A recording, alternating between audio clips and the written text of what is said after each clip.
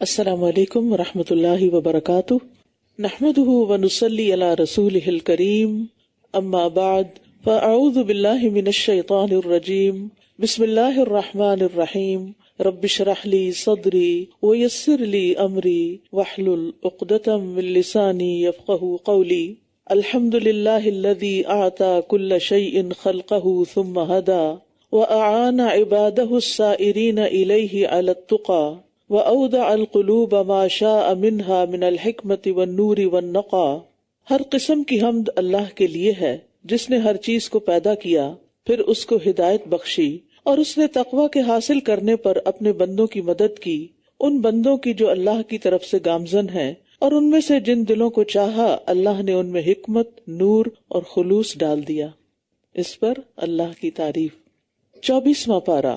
فمن أظلم ممن كذب على الله وكذب بالصدق إذ جاءه أليس في جهنم مثوى للكافرين فمن أظلم ممن كذب على الله وكذب بالصدق إذ جاءه أليس في جهنم مثوى للكافرين۔ پھر اس شخص سے بڑا ظالم کون ہو سکتا ہے جو اللہ پر جھوٹ بولے اور سچائی کو جھٹلا دے جبکہ وہ اس کے پاس آ چکی ہو۔ کیا ایسے کافروں کے لیے جہنم میں کوئی ٹھکانہ نہیں؟ ظلم کہتے ہیں کسی چیز کو اس کی جگہ کے علاوہ کہیں اور رکھنا اور کسی کا حق دوسرے کو دے دینا، یعنی حق کسی کا بنتا ہے اور دے کسی اور کو دینا، کیونکہ آدمی اندھیرے میں کسی چیز کو اس کی اصل جگہ نہیں رکھ سکتا۔ تو ظلم کا لفظی معنی اندھیرا بھی ہوتا ہے، یعنی وہ شخص سب سے بڑا ظالم ہے، وہ شخص سب سے زیادہ ناانصافی کی بات کر رہا ہے جو اللہ پر جھوٹ باندھتا ہے۔ اور اللہ پر جھوٹ باندھنے سے مراد شرک کرنا، یعنی اس کے ساتھ کسی اور کی عبادت کرنا۔ عبادت کس کا حق ہے؟ اللہ کا، اور وہ یہ حق اللہ کو دینے کی بجائے کسی اور کو دے رہا ہے۔ تو یہی تو ظلم ہے کہ حق کسی کا اور دیا کسی اور کو جا رہا ہے۔ تو اس سے بڑا ظالم کون ہے جو اللہ کا حق اللہ کو نہ دے، وہ غیر اللہ کو دے دے۔ مثلا ہمیں بھی نیکی کرنی چاہیے اللہ کی رضا کے لیے، لیکن اگر ہم نیکی کر رہے ہیں لوگوں کو دکھانے کے لیے، لوگوں کو راضی کرنے کے لیے، تو پھر یہ بھی ایک طرح کا ظلم ہو جاتا ہے۔ تو یہاں چونکہ شرک مراد ہے، اور شرک کی کئی صورتیں ہوتی ہیں، ان میں شرک اکبر بھی ہے، شرک اصغر بھی ہے۔ اور شرک اکبر میں جیسے اللہ کا قرب حاصل کرنے کے لیے اولیاء کی عبادت کرنا، یا اللہ کی اولاد قرار دینا، یا نعمت ملنے پر اللہ کے علاوہ اوروں کو شریک کر لینا کہ فلاں کی وجہ سے مجھے ملی ہے، فلاں بزرگ نے مجھے دی ہے۔ پھر اسی طرح طاغوت کی عبادت کرنا، تو اللہ سبحانہ وتعالیٰ نے ان سب کا رد فرما دیا۔ والذی جاء بالصدق وصدق به اولئک هم المتقون۔ تقوی کا معیار دیا جا رہا ہے، اور وہ جو سچائی کو لایا اور جس نے اس کی تصدیق کی وہی لوگ متقی ہیں۔ سچائی کو لانے والا کون ہے؟ محمد صلی اللہ علیہ وسلم، جو سچا دین لے کر آئے ہیں، دین حق۔ اور پھر آپ کے بعد ہر وہ شخص جو خالص دین لوگوں کو پیش کرے، جس میں کسی قسم کی کوئی ملاوٹ نہ ہو، کوئی بدعت نہ ہو۔ اور صدق بھی سے مراد بعض مفسرین اس سے حضرت ابوبکر صدیق رضی اللہ عنہ لیتے ہیں، جنہوں نے سب سے پہلے آپ صلی اللہ علیہ وسلم کی تصدیق کی، آپ پر ایمان لے آئے، اور بعض نے اسے عام رکھا ہے جس میں سب مومن شامل ہیں جو رسول اللہ صلی اللہ علیہ وسلم کی رسالت پر ایمان رکھتے ہیں اور آپ کو سچا مانتے ہیں۔ انبیاء کی تصدیق کرنا ایک بہت بڑا نیکی کا کام ہے۔ نبی صلی اللہ علیہ وسلم نے فرمایا، اہل جنت بالائی منزل والوں کو اپنے اوپر اس طرح دیکھیں گے جس طرح لوگ آسمان کے مشرق یا مغربی کنارے پر چمکتا ہوا گہرا ستارہ دیکھتے ہیں، کیونکہ اہل جنت کا آپس میں مراتب کا فرق ہوگا۔ لوگوں نے عرض کیا، اللہ کے رسول، یہ تو انبیاء کے مقام ہیں، ان کے مرتبہ پر تو اور کوئی پہنچ نہیں سکتا۔ آپ نے فرمایا، کیوں نہیں؟ اس ذات کی قسم جس کے ہاتھ میں میری جان ہے، جو لوگ اللہ پر ایمان لائے اور رسولوں کی تصدیق کی، وہ ان مراتب کو حاصل کر پائیں گے۔ تو کسی بھی نیک عمل سے پہلے سچا اور خالص ایمان کا ہونا ضروری ہے، وداؤٹ اینی ڈاؤٹ، کسی بھی شک و شبہ کے بغیر۔ لَهُمْ مَا يَشَاءُونَ عِنْدَ رَبِّهِمْ ذَلِكَ جَزَاءُ الْمُحْسِنِينَ۔ ان کے لیے ان کے رب کے پاس وہ سب کچھ ہے جو وہ چاہیں گے، نیکوکاروں کا یہی بدلہ ہے۔ ہم میں سے ہر ایک کیا چاہتا ہے؟ اپنے دل سے پوچھیں. ہم میں سے ہر ایک کی خواہش یہ ہے کہ اللہ تعالیٰ ہمارے گناہ معاف کر دے. تو جو ایمان لائیں گے، تصدیق کریں گے، تو پھر ان کے ساتھ کیا معاملہ ہوگا؟ ان کے گناہ معاف ہو جائیں گے. جو وہ چاہیں گے وہ ہوگا، کیونکہ انہوں نے اللہ کی چاہت کو مان لیا. ان کے درجات بلند ہوں گے، ان کو جنتیں ملیں گی، کیونکہ ہر مومن کی یہی خواہش ہوتی ہے کہ اس کو اللہ سبحانہ وتعالیٰ کی رضا حاصل ہو، جنت میں داخلہ ہو. اور جب ایک دفعہ جنت میں داخل ہو گیا تو پھر وہاں کیا ملے گا؟ وہ سب کچھ جو انسان چاہے گا. ذالک جزاء المحسنین، یہ محسنین کا بدلہ ہے. محسنین کا ایک عام مفہوم تو یہ ہے کہ نیکیاں کرنے والے لوگ. ہر نیکی کرنے والا محسن ہوتا ہے، احسان کے درجے پر ہوتا ہے. اور دوسرا معنی یہ ہے کہ جو لوگ اخلاص کے ساتھ اللہ تعالیٰ کی عبادت کرتے ہیں، جیسا کہ حدیث جبریل میں آتا ہے، ان تعبد اللہ کأنک تراہ فإن لم تکن تراہ فإنہ یراک، کہ تم اللہ کی عبادت ایسے کرو گویا تم اس کو دیکھ رہے ہو. یعنی جب یہ احساس ہوگا کہ ہم اللہ کو دیکھ رہے ہیں تو پھر دھیان کسی اور کی طرف تو نہیں جائے گا، کسی اور کا خیال تو دل میں نہیں آئے گا. اور اگر یہ نہ ہو تو اس سے اگلا درجہ نچلا کیا ہے کہ اللہ ہمیں دیکھ رہا ہے. جس انسان کے دل میں نیکی کرتے ہوئے یہ خیال آ جاتا ہے کہ مجھے اللہ تعالیٰ دیکھ رہا ہے، اس کے کام کی کوالٹی بڑھ جاتی، اس میں خوبصورتی پیدا ہو جاتی، وہ احسان کے درجے میں کام ہوتا ہے. اور تیسرا وہ محسن ہوتا ہے جو لوگوں کے ساتھ حسن سلوک اور اچھا برتاؤ کرتا ہے.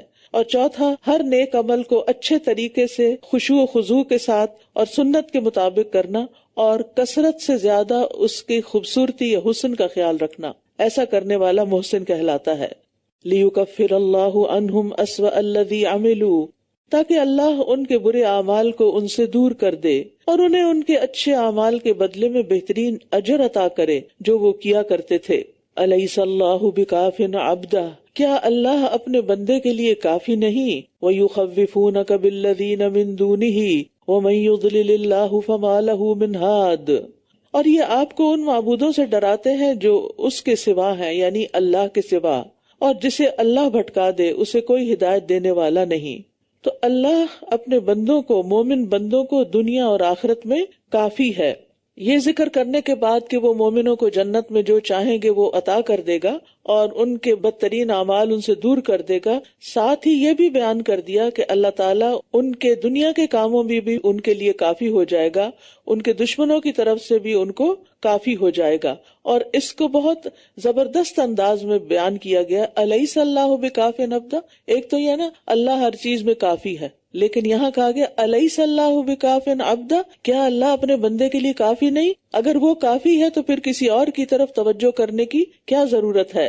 اور یہ صرف نبی صلی اللہ علیہ وسلم کے لیے نہیں بلکہ ہر بندے کے لیے ہے. ہر وہ بندہ جو اللہ تعالیٰ کی طرف رجوع کرے، اللہ تعالیٰ اس کے لیے کافی ہے. جبکہ لوگ اپنے معبودوں سے ڈراتے ہیں اور کہتے ہیں کہ ان کی برائی سے باز رہو اور ان کا انکار نہ کرو، تو ڈراتے کیا تھے کہ اگر تم نے ہمارے معبودوں کو کچھ کہا تو پھر ان کی طرف سے تمہیں کوئی تکلیف پہنچ جائے گی. آج بھی لوگ ایسی باتیں کرتے ہیں کہ اگر غلط کوئی منت مانی ہوئی اور اس کو روکا جائے کہ دیکھو یہ شرک میں آتا ہے، لوگ 11ویں شریف دیتے ہیں جس میں عبد القادر جیلانی کے نام پر وہ اپنی بھینسوں کا دودھ جو ہے وہ مفت بانٹتے ہیں کہ یہ ان کے نام کی ہے. تو کوئی بھی چیز اللہ کے نام کے سوا کسی اور کے نام پر نہیں دی جا سکتی، یہ بھی شرک کی ایک قسم ہو جاتی. اور جب ان کو کہا جاتا ہے کہ ایسا نہ کرو تو کہتے نہیں ہماری بھینس مر جائے گی اور پھر ان کی بد دعا لگ جائے گی ہمیں. تو الیس اللہ بکاف عبدہ، جو چیز غلط ہے وہ غلط ہے، جو شرک ہے وہ شرک ہے، اور اگر انسان اس کو نگیٹ کرتا ہے تو اس کو کوئی نقصان نہیں پہنچنے والا. لا الہ الا اللہ جو کامیابی کی کنجی ہے، اسی میں ہی سب کو نگیٹ کر دیا گیا ہے اللہ کے سوا. وَمَن يَهْدِ اللَّهُ فَمَا لَهُ مِن مُضِلٍّ، اور جسے اللہ ہدایت دے دے تو اسے کوئی بھٹکانے والا نہیں. کیا اللہ بہت زبردست انتقام لینے والا نہیں ہے؟ یعنی اللہ کے زبردست انتقام سے کوئی نہیں بچا سکتا، یعنی اللہ جس کو پکڑے اس کو کوئی پیر نہیں چھڑا سکتا. اور اگر آپ ان سے پوچھیں کہ آسمانوں اور زمین کو کس نے پیدا کیا ہے تو یقیناً یہ ضرور کہیں گے کہ اللہ نے. کہہ دیجئے کیا بھلا کبھی تم نے غور کیا کہ اللہ کے سوا جن معبودوں کو تم پکارتے ہو، اگر اللہ میرے ساتھ کسی نقصان کا ارادہ کرے تو کیا وہ سب اس نقصان کو دور کر سکتے ہیں؟ یا وہ میرے ساتھ کسی مہربانی کا ارادہ کرے تو کیا وہ سب اس کی رحمت کو روک سکتے ہیں؟ کہہ دیجئے مجھے اللہ کافی ہے. قل حسبی اللہ علیہ یتوکل المتوکلون، توکل کرنے والے اسی پر توکل کرتے ہیں. پھر وہی مضمون دہرایا جا رہا ہے ایک اور انداز میں کہ اگر اللہ کسی کو رحمت پہنچانا چاہے تو کوئی اس کو روک نہیں سکتا، اور اگر اللہ کسی کو نقصان دینا چاہے تو کوئی بچا نہیں سکتا. تو اصل بات یہ ہے کہ اہل ایمان صرف اللہ پر ہی بھروسہ کرتے ہیں، اس کے سوا کسی اور پر نہیں، کیونکہ نفع نقصان کا مالک صرف اللہ ہی ہے. نبی صلی اللہ علیہ وسلم نے فرمایا، جان رکھو اگر ساری امت مل کر بھی تمہیں کوئی نفع پہنچانا چاہے تو تمہیں نفع نہیں پہنچا سکتی سوائے اس کے جو اللہ نے تمہارے لیے لکھ دیا. وہاں سے اذن ہوگا تو کوئی انسان کام آئے گا، ورنہ اپنے قریب ترین بھی کوئی کام نہیں آ سکتا. اور اگر وہ سارے مل کر تمہیں نقصان پہنچانا چاہیں تو تمہیں نقصان نہیں پہنچا سکتے سوائے اس کے جو اللہ نے تمہارے مقدر میں لکھ دیا ہے، کیونکہ اللہ نے آزمانا ہے نا بندوں کو، اس لیے بندوں کے لیے نعمتوں کے ساتھ ساتھ کچھ آزمائشیں بھی لکھ دی گئی ہیں.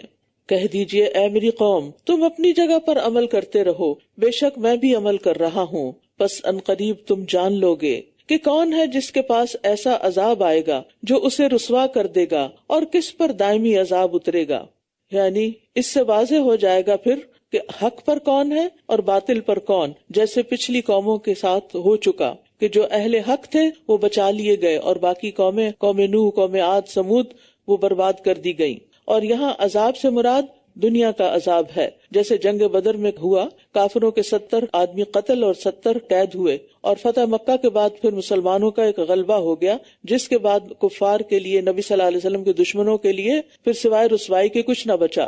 اور جو لوگ آپ کی مخالفت کرتے ہوئے دنیا سے گئے، ان کے لیے پھر آخرت کا بھی ہمیشہ کا جہنم کا رسوائی کا عذاب ہے.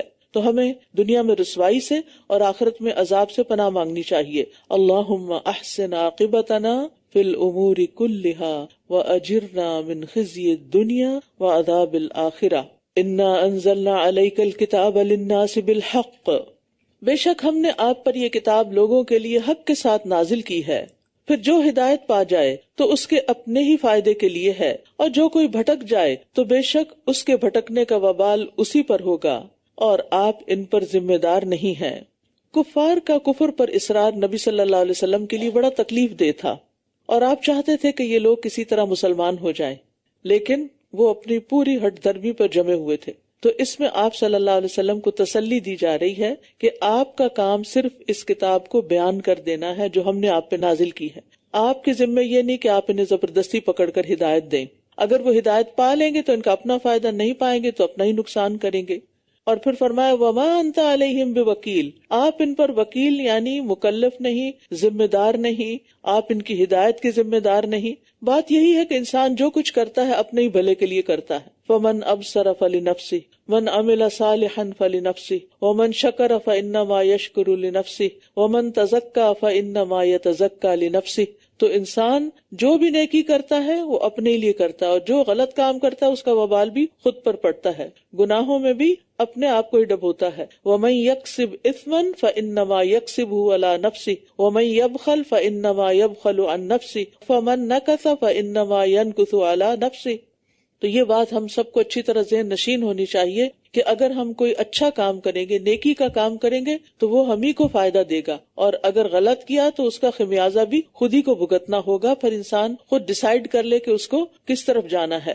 اللہ یتوفی الانفس حین موتها واللتی لم تمت فی منامها، اللہ جانوں کو ان کی موت کے وقت قبض کر لیتا ہے، یعنی وفات کے وقت روح قبض ہو جاتی ہے، اور ان جانوں کو بھی جو ابھی نہیں مری ان کی نیند میں، یعنی نیند کی حالت میں بھی ایک روح چلی جاتی ہے. بس وہ اس روح کو جس پر اس نے موت کا فیصلہ کیا ہو روک لیتا ہے، وہ واپس نہیں آ پاتی. ایک دفعہ جو دنیا سے چلا گیا بس ہمیشہ کے لیے چلا گیا، اور دوسری روحوں کو ایک وقت مقرر تک واپس بھیج دیتا ہے، یعنی جو نیند کی حالت میں انسان کی روح نکلتی ہے. بے شک اس میں یقیناً نشانیاں ہیں اس قوم کے لیے جو غور و فکر کرتی ہے. ہم نے کتنا غور و فکر کیا اس پر، لہٰذا کبھی اس سے کوئی عبرت ہی نہیں پکڑی. تو یاد رکھیے نیند بھی موت کی طرح ہی ہے، نیند موت کی بہن ہے. نیند کی حالت میں روح کے معاملات کیا ہیں اللہ کے سوا کوئی نہیں جانتا. انسان سو رہا ہوتا ہے، اس کی نبض چل رہی ہوتی ہے، کھانا ہضم ہو رہا ہوتا ہے، سانس جاری ہوتا ہے، لیکن یہ کیسے ہوتا ہے اللہ ہی بہتر جانتا ہے. اور پھر یہ ہے کہ ہر روز انسان جیتا ہے اور مرتا ہے. صبح اٹھ کے ہم دعا کیا پڑھتے ہیں؟ الحمدللہ الذی احیانا بعد ما اماتنا، کہ ہمیں اللہ نے موت کے بعد زندگی دی، ہم اللہ ہی کے شکر گزار ہیں. تو یہاں نیند کو موت کہا گیا کیونکہ دونوں میں مشابہت ہے، اور نیند چونکہ موت کی ہی ایک قسم ہے، اس لیے حدیث میں آتا ہے کہ جنت والے نہیں سوئیں گے، ہر وقت انجوائے کریں گے بغیر کسی تھکاوٹ کے. دنیا میں تو اگر نیند پوری نہ ہوئی ہو، سارا دن دماغ پہ یہی چھایا رہتا ہے، آج میری نیند نہیں پوری ہوئی. تو اصل عبرت یا سبق نشانی کیا ہے کہ ہم ہر روز سوتے وقت اپنی موت کو یاد کر کے سوئیں، اور نیند کی طرف جاتے ہوئے سوچیں کہ معلوم نہیں کہ یہ روح واپس آتی ہے یا باقی بھی چلی جاتی ہے. اور سوتے وقت اللہ سے حفاظت کی دعا کرنی چاہیے. بسمک ربی وضعت جنبی وبک ارفعہ ان امسکت نفسی فارحمها وان ارسلتها فاحفظها بما تحفظ به عبادک الصالحین. ام اتخذوا من دون اللہ شفعاء، کیا انہوں نے اللہ کے سوا سفارشی بنا رکھے ہیں؟ کہہ دیجئے کیا بھلا اگرچہ وہ کچھ بھی اختیار نہ رکھتے ہوں اور نہ ہی عقل رکھتے ہوں، یعنی یہ پتھر کے بتوں کے پاس کیا اختیار ہے، کون سی عقل ہے، پھر انہوں نے کیوں رب کا شریک بنایا ہوا ہے؟ یعنی نیند اور موت سے بھی تم اللہ کو نہیں پہچانتے اور پھر بھی دوسروں کی طرف رغبت رکھتے ہو. قل للہ الشفاعۃ جمیعا، کہہ دیجئے ساری شفاعت کا اختیار اللہ ہی کے لیے ہے، آسمانوں اور زمین کی بادشاہت بھی اسی کے لیے ہے، پھر اسی کی طرف تم لوٹائے جاؤ گے. یعنی اللہ کی اجازت کے بغیر کوئی سفارش نہیں کر سکے گا، کیونکہ یہ کہتے تھے نا کہ یہ بت اور یہ سب جو ہیں جن کو ہم اللہ کے سوا بڑا مانتے ہیں، یہ اللہ کے ہاں سفارش کریں گے. ان کی سفارش تو اللہ منظور کرے گا تو پھر ہی فائدہ دے گی. تو یہی بات یہاں کہی گئی کہ شفاعت کے لیے کسی سہارے کو مت ڈھونڈو، جس سے اللہ راضی ہو گیا اس کے لیے خود ہی اجازت دے دے گا. اور جب اکیلے اللہ کا ذکر کیا جاتا ہے تو وہ لوگ جو آخرت پر یقین نہیں رکھتے ان کے دل اس سے نفرت کرتے ہیں. یعنی توحید کا سبق وہ سن نہیں پاتے، ان کو کچھ کھٹک ہونے لگتی، تکلیف ہونے لگتی ہے. اور جب ان کا ذکر کیا جاتا ہے جو اس کے علاوہ ہیں تو یکا یک یہ خوش ہو جاتے ہیں. یعنی ان کے بزرگوں کا اور ان کے بڑوں کا جب ذکر ہوتا ہے، ان کی کرامتیں اور ان کے قصے کہانیاں سنائے جاتے ہیں تو اس میں خوب دل لگاتے ہیں. لیکن جب اللہ کی پہچان اور اللہ کو پہچان کرانے والی نشانی اور قرآن کی آیات پر توجہ دلائی جاتی ہے تو وہاں ان کا دل نہیں لگتا. آپ دیکھیں آج بھی کہے نا کسی کو اللہ سے دعا کرو، اللہ کو پکارو، تو وہ کوئی بہت خوش نہیں ہوتے، اور بعض لوگ تو اس پہ ناراض ہی ہو جاتے ہیں، ان کو یہ جملہ ہی اچھا نہیں لگتا. ایسے بھی لوگ ہیں. لیکن جب ان کو کہا جائے یا علی مدد یا رسول اللہ مدد کہو تو بڑے خوش ہو کے زوردار نعرے بھی لگائیں گے، ان کے دل کی کلیاں کھل اٹھتی ہیں. تو توحید کی طرف بلانے پر تو ابو لہب نے بھی دشمنی کی تھی، اور آج بھی لوگ ایسے لوگوں کے دشمن بن جاتے ہیں جو لوگوں کو خالصتاً صرف ایک اللہ کی عبادت کے لیے بلاتے ہیں. قل اللہم فاطر السماوات والارض، کہہ دیجئے اے اللہ آسمانوں اور زمین کے پیدا کرنے والے، غیب اور حاضر کے جاننے والے، تو ہی اپنے بندوں کے درمیان اس معاملے میں فیصلہ کرے گا جس میں وہ اختلاف کرتے تھے. نبی صلی اللہ علیہ وسلم تہجد کی دعا استفتاح میں یہ دعا پڑھتے تھے، اللہم رب جبریل و میکائیل و اسرافیل فاطر السماوات والارض عالم الغیب والشہادہ انت تحکم بین عبادک فیما کانوا فیہ یختلفون اہدنی لما اختلف فیہ من الحق باذنک انک تہدی من تشاء الی صراط مستقیم. جو لوگ تہجد پڑھتے ہیں وہ اس دعا کو یاد کر لیں. ابن جبیر کہتے ہیں میں ایک آیت کا مقام جانتا ہوں، جو انسان بھی اس کو پڑھتا ہے اور اللہ سے سوال کرتا ہے تو اللہ اس کو وہ ضرور دے دیتا ہے، اور وہ یہی آیت ہے.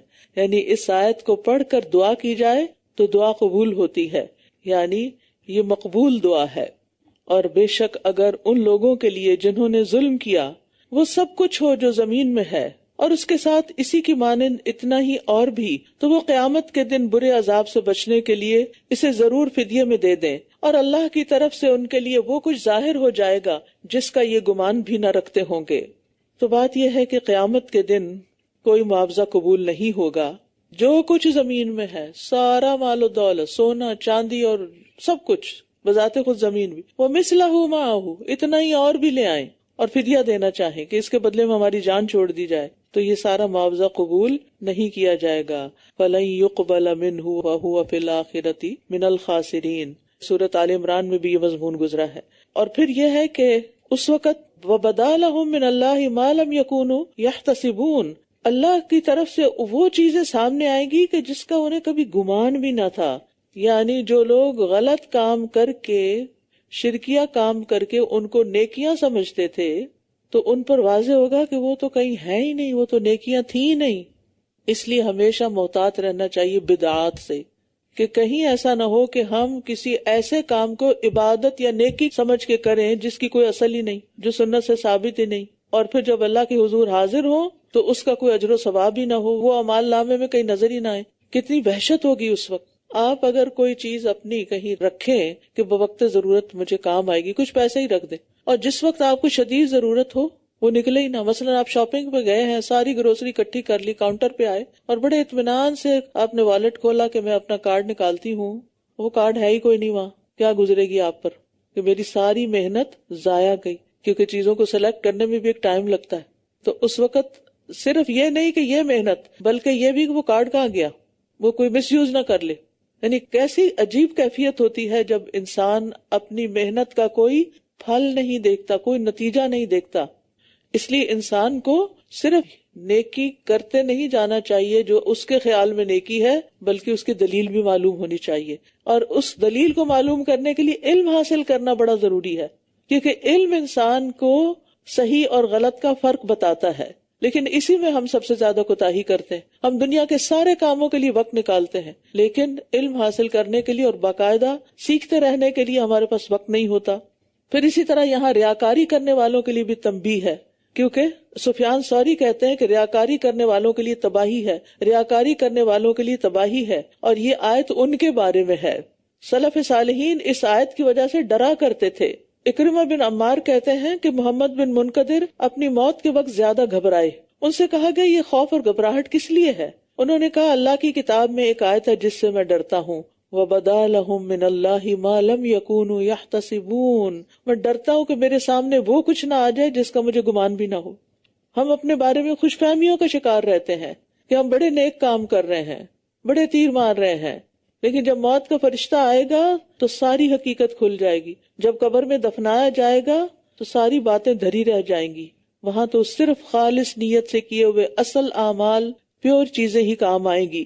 تو ہمیں اپنے نیکیوں پر بھروسہ نہیں کرنا چاہیے، کیونکہ قیامت کے دن کوئی شخص آئے گا جس کی یہ امید ہوگی کہ وہ اپنی نیکیوں کے بلبوتے پہ نجات پا جائے گا، اور اس نے جن جن پر ظلم کیا ہوگا وہ آ کر اس کی نیکیاں لیتے رہیں گے حتیٰ کہ نیکیاں ختم ہو جائیں گی.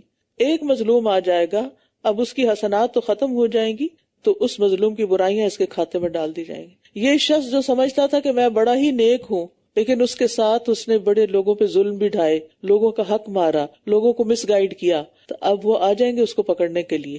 تو اس لیے کبھی بھی نیکی کر کے بے فکر نہ ہو کہ بس نجات کے لیے اتنا ہی کافی. وہ ایک عورت نے کتے کو پانی پلایا تھا تو اس کی بخشش ہوگی، تو میں نے تو اتنا بڑا کام کیا، میری کیوں نہیں ہوگی؟ شیطان ایسے دھوکے دیتا ہے انسان کو، اس سے بچنا چاہیے. وَبَدَا لَهُمْ سَيِّئَاتُ مَا كَسَبُوا وَحَاقَ بِهِمْ مَا كَانُوا بِهِ يَسْتَهْزِئُونَ. اور جو اعمال انہوں نے کیے ہوں گے ان کی برائیاں ان کے لیے ظاہر ہو جائیں گی، اور وہ عذاب انہیں گھیر لے گا جس کا یہ مذاق اڑاتے تھے. یعنی گناہ اور نافرمانیاں سامنے آ جائیں گی. پھر جب انسان کو کوئی تکلیف پہنچتی ہے تو وہ ہمیں پکارتا ہے، پھر باقی معبود بھول جاتے ہیں. پھر جب ہم اپنے پاس سے اسے کوئی نعمت عطا کر دیتے ہیں تو یہ کہتا ہے بے شک میں یہ اپنے علم کی بنا پہ دیا گیا ہوں، بلکہ یہ تو ایک آزمائش ہے. لیکن ان کے اکثر لوگ علم نہیں رکھتے، اور یہ انسانوں کی اکثریت کا حال ہے کہ جب انہیں کوئی بیماری، کوئی تکلیف پہنچتی ہے تو اس سے چھٹکارے کے لیے تو اللہ کو پکارتے ہیں، گڑ گڑاتے ہیں، دعائیں کرتے ہیں، صدقے کرتے ہیں، اور جب نعمت مل جاتی ہے تو ملتے ہی سرکش ہو جاتے ہیں کہ اس میں اللہ کا کیا احسان، یہ تو میری اپنی دانائی اور عقل مندی اور تدبیر اور علم کا نتیجہ ہے. تو نعمتیں انسان کے امتحان کے لیے ملتی ہیں. تو ہم اللہ سے دعا کرتے رہا کریں کہ اللہ تعالیٰ یہ نعمتیں ہمیں آپ کے قریب کریں، نہ کہ ہمارے لیے فتنے کا سبب بنے. یقیناً ان سے پہلے کے لوگوں نے بھی یہی کہا تھا، تو جو کمائی وہ کرتے تھے وہ ان کے کچھ کام نہ آئی. یعنی دنیاوی مہارتیں اللہ کے عذاب سے بچا نہیں سکتی. دنیا کے کسی بھی کام کا ماسٹر ہونا اور اس کی وجہ سے دنیا میں سکسیسفل ہونا اللہ کے نزدیک کوئی میٹر نہیں کرتا. وہاں وہی چیزیں، وہی سکہ کام آئے گا جو وہاں چلتا ہے. جو کام اس نے بتائے ہیں وہ کیے جائیں گے تو ہی کچھ ملے گا. فَأَصَابَهُمْ سَيِّئَاتُ مَا كَسَبُوا، تو انہیں ان اعمال کے برے نتائج آ پہنچے جو انہوں نے کیے، اور ان قریب ان میں سے جن لوگوں نے ظلم کیا انہیں بھی ان اعمال کے برے نتائج پہنچیں گے جو انہوں نے کیے، اور یہ اللہ کو عاجز کرنے والے نہیں، یعنی مختلف عذابوں کی صورت میں وبال آ جائیں گے۔ کیا بھلا یہ جانتے نہیں کہ بے شک اللہ رزق کشادہ کر دیتا ہے جس کے لیے چاہتا ہے اور تنگ کر دیتا ہے، بے شک اس میں البتہ نشانیاں ہیں ان لوگوں کے لیے جو ایمان لاتے ہیں۔ یاد رکھیے رزق کی فراوانی اور تنگی اللہ کی مشیت پر موقوف ہے، اور رزق میں صرف مال ہی نہیں ہوتا، ہر نعمت ہی رزق ہے، یعنی جو بھی ہمیں ملا ہے چاہے مادی رزق ہے یا مانوی رزق، جیسے علم بھی ایک رزق ہے لیکن یہ مادی تو نہیں، یہ مانوی رزق ہے۔ اسی طرح باقی چیزیں، مال، اولاد، شوہر، اہل و عیال، صحت، محبت، قبولیت، یہ سب چیزیں رزق ہیں، اور ان کے ساتھ اللہ نے بندوں پر احسان فرمایا ہے۔ قُلْ يَا عِبَادِيَ الَّذِينَ أَسْرَفُوا عَلَىٰ أَنفُسِهِمْ لَا تَقْنَطُوا مِن رَحْمَةِ اللَّهِ، کہہ دیجئے اے میرے وہ بندو جنہوں نے گناہ کر کے اپنی جانوں پر زیادتی کی ہے، اللہ کی رحمت سے مایوس نہ ہو، بے شک اللہ سب گناہوں کو بخش دیتا ہے، بے شک وہی بہت بخشنے والا نہایت رحم کرنے والا ہے۔ یعنی اللہ کی مغفرت اور رحمت بڑی وسیع ہے اور اس سے نا امید نہیں ہونا چاہیے، لیکن وہ کب ملتی ہے؟ توبہ کرنے والوں کو، اللہ کی طرف رجوع کرنے والوں کو، استغفار کرنے والوں کو، اور اسی طرح نہ خود رحمت سے کبھی مایوس ہو اور نہ دوسروں کو کریں، اور کسی کے بارے میں کبھی یہ نہ کہیں کہ اللہ اسے معاف نہیں کرے گا۔ اللہ تعالیٰ سارے گناہ معاف کر سکتا ہے، وہ بڑے بڑے گناہ معاف کر دیتا ہے، اور یہ امید دلانے والی سب سے بڑی آیت ہے جو قرآن مجید میں ہے کہ ان اللہ یغفر الذنوب جمیعا۔ کچھ گناہ تو انسان کی نیکیوں کی وجہ سے مٹتے جاتے ہیں، یعنی نیکیاں آتی جاتی ہیں، گناہ جو ہے وہ دھلتے چلے جاتے ہیں، اور کچھ گناہ توبہ استغفار سے، کچھ گناہ کفارہ دینے سے اور اس کا بدلہ دینے سے۔ تو اس لیے انسان صحیح طرز عمل اختیار کرے، وَأَنِيبُوا إِلَىٰ رَبِّكُمْ وَأَسْلِمُوا لَهُ، اور اپنے رب کی طرف لوٹ آؤ اور اس کے فرما بردار بن جاؤ۔ اگر چاہتے ہو کہ رب معاف کر دے تو پھر کیا کرنا ہوگا؟ رب کی طرف پلٹنا ہوگا، اس سے پہلے کہ تمہارے پاس عذاب آ جائے، پھر تم مدد نہ کیے جاؤ گے۔ انابت کا مطلب ہوتا ہے اللہ کی رضا کی طرف جلدی کرنا، اور ہر وقت اللہ کی طرف رجوع کرنا، ہر چھوٹی بڑی مشکل میں اللہ ہی کو پکارنا، اللہ کے لیے خالص عمل کرنا۔ اور جو منیب ہوتا ہے یعنی انابت والا، وہ اللہ سبحانہ تعالیٰ کے سامنے عاجزی کرتا ہے، اپنی خواہشات کو چھوڑ دیتا ہے، اللہ کے ساتھ تعلق قائم کرتا ہے، اللہ کی تعظیم اور حرمت کو پہچانتا ہے۔ تو مطلب یہ ہے کہ دل سے اللہ کی طرف رجوع کرو، اور پھر وَأَسْلِمُوا لَهُ، اس کے سامنے سر تسلیم خم کر دو، کیونکہ اسلام کی تعریف ہی یہی ہے کہ تم اپنا چہرہ اللہ کے سپرد کر دو۔ تو دنیاوی عذاب آنے سے پہلے توبہ کر لینی چاہیے، نیک عمل کر لینے چاہیے۔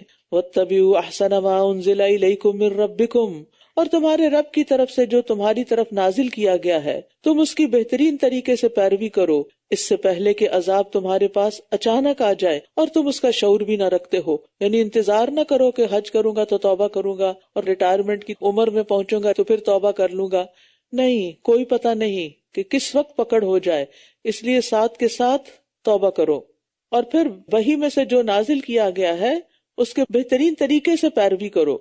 یہ نہ ہو کہ کوئی شخص کہے ہائے افسوس اس کوتاہی پر جو میں نے اللہ کے حق میں کی، پھر ریگریٹس نہ ہوں، اور بے شک میں تو یقیناً مذاق اڑانے والوں میں سے تھا۔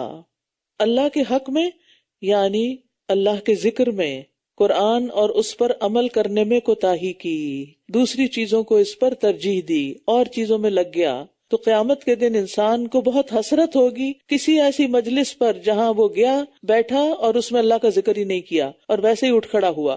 اسی طرح جب رسول اللہ صلی اللہ علیہ وسلم کا نام لیا جائے اور لوگ درود نہ پڑھیں تو ان کے لیے بھی یہ بات قیامت کے دن باعث حسرت ہوگی۔ او تقول لو ان اللہ ہدانی لکنت من المتقین، یا وہ کہے کہ بے شک اللہ مجھے ہدایت دے دیتا تو میں بھی ضرور متقی لوگوں میں سے ہوتا۔ اب جب کوئی عذر بہانہ نہیں رہا تو پھر اللہ پہ جھوٹ باندھ دیا کہ اللہ ہی نے نہیں ہدایت دی، اللہ دیتا تو پھر میں بھی کچھ کر لیتا۔ کتنا لیم ایکسکیوز ہے یہ۔ اللہ نے ہمیں سے ہر ایک کو کام کرنے کی آزادی دی ہے، اب وہ دیکھ یہ رہا ہے کہ اس آزادی کو انسان کس میں استعمال کرتا ہے، کام کرنے میں یا نہ کرنے میں۔ یا جس وقت وہ عذاب دیکھے تو کہے کاش کہ اگر میرے لیے ایک بار پلٹنا ہوتا تو میں بھی نیکوکاروں میں سے ہو جاتا، کیوں نہیں؟ یقیناً میری آیات تیرے پاس آئی تھیں، بس تو نے انہیں جھٹلا دیا اور تکبر کیا اور تو کافروں میں سے ہو گیا۔ اور جن لوگوں نے اللہ پر جھوٹ باندھا آپ انہیں دیکھیں گے کہ قیامت کے دن ان کے چہرے سیاہ ہوں گے۔ کیا تکبر کرنے والوں کے لیے جہنم میں ٹھکانہ نہیں؟ تکبر کرنے والا جو ہے اس کا تکبر چہرہ بگڑنے سے ٹوٹتا ہے، اس لیے ان متکبرین کے چہرے بگاڑ دیے جائیں گے۔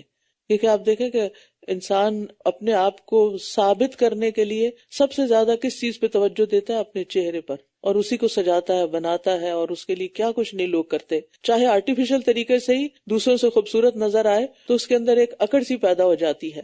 تو قیامت کے دن جو متکبرین ہوں گے ان کے چہروں کو ہی سیاہ کر دیا جائے گا، وجوہہم مسودہ، کسی کو منہ دکھانے کے قابل نہیں رہیں گے۔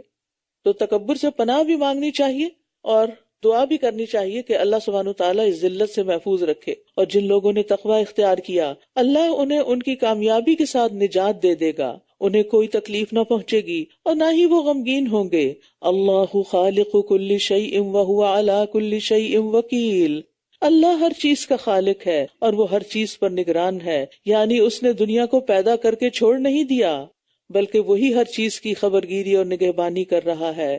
دنیا کی تمام چیزیں جس طرح اس کے پیدا کرنے سے وجود میں آئیں، اسی طرح ان چیزوں کو باقی رکھنے کے لیے بھی اسی کی طاقت چاہیے۔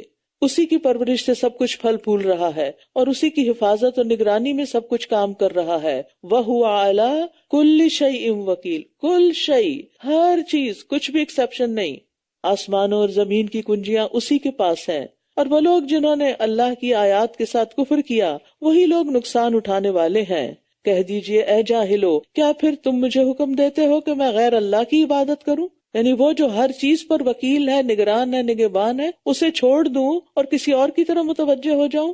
اور یقیناً آپ کی طرف اور ان لوگوں کی طرف جو آپ سے پہلے تھے وہی کی گئی کہ اگر آپ نے شرک کیا تو یقیناً آپ کا سارا عمل ضرور ضائع ہو جائے گا اور یقیناً آپ نقصان اٹھانے والوں میں سے ہو جائیں گے۔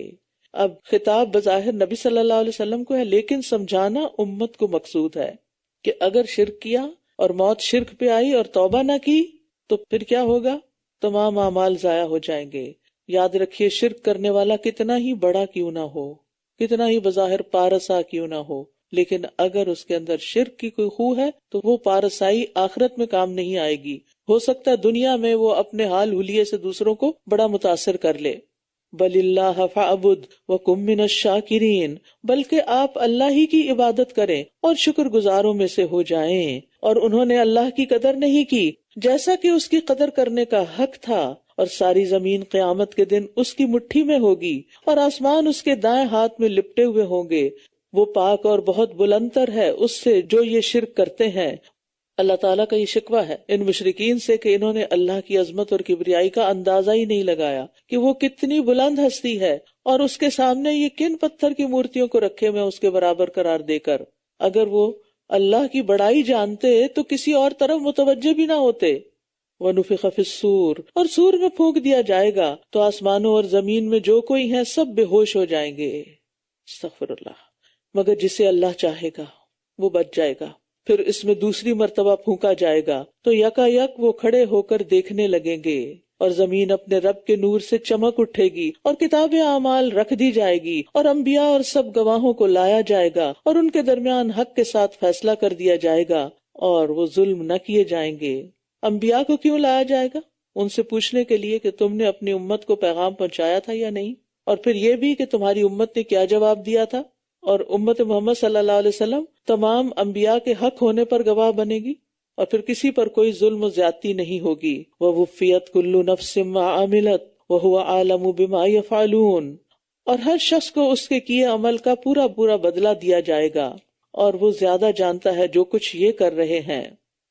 وَسِيقَ الَّذِينَ كَفَرُوا إِلَى جَهَنَّمَ زُمَرًا، اور وہ لوگ جنہوں نے کفر کیا گروہ در گروہ جہنم کی طرف ہانکے جائیں گے، یہاں تک کہ جب وہ اس کے پاس پہنچ جائیں گے تو اس کے دروازے کھول دیے جائیں گے، اور اس کا دربان ان سے کہے گا کیا تمہارے پاس تم ہی میں سے رسول نہیں آئے تھے جو تم پر تمہارے رب کی آیات پڑھتے اور تمہیں تمہاری اس دن کی ملاقات سے ڈراتے؟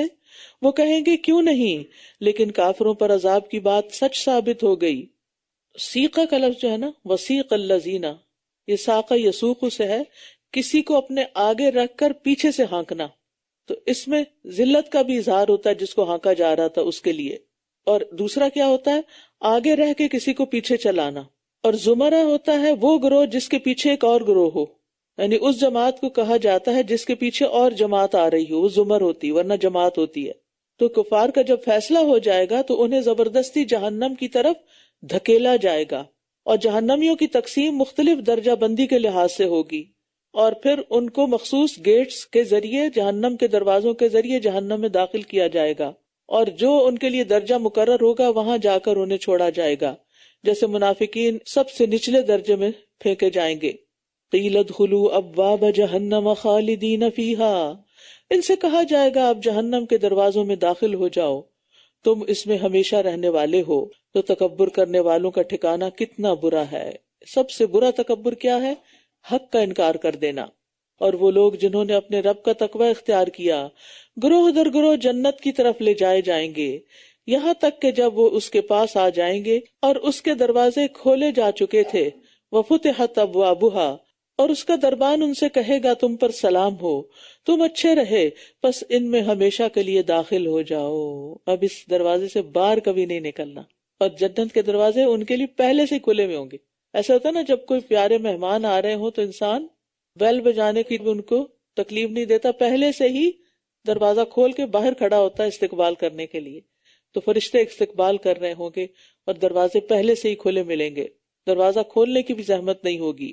اور اس کا دربان ان سے کہے گا تم پر سلام ہو، تم اچھے رہے، پس ان میں ہمیشہ کے لیے داخل ہو جاؤ.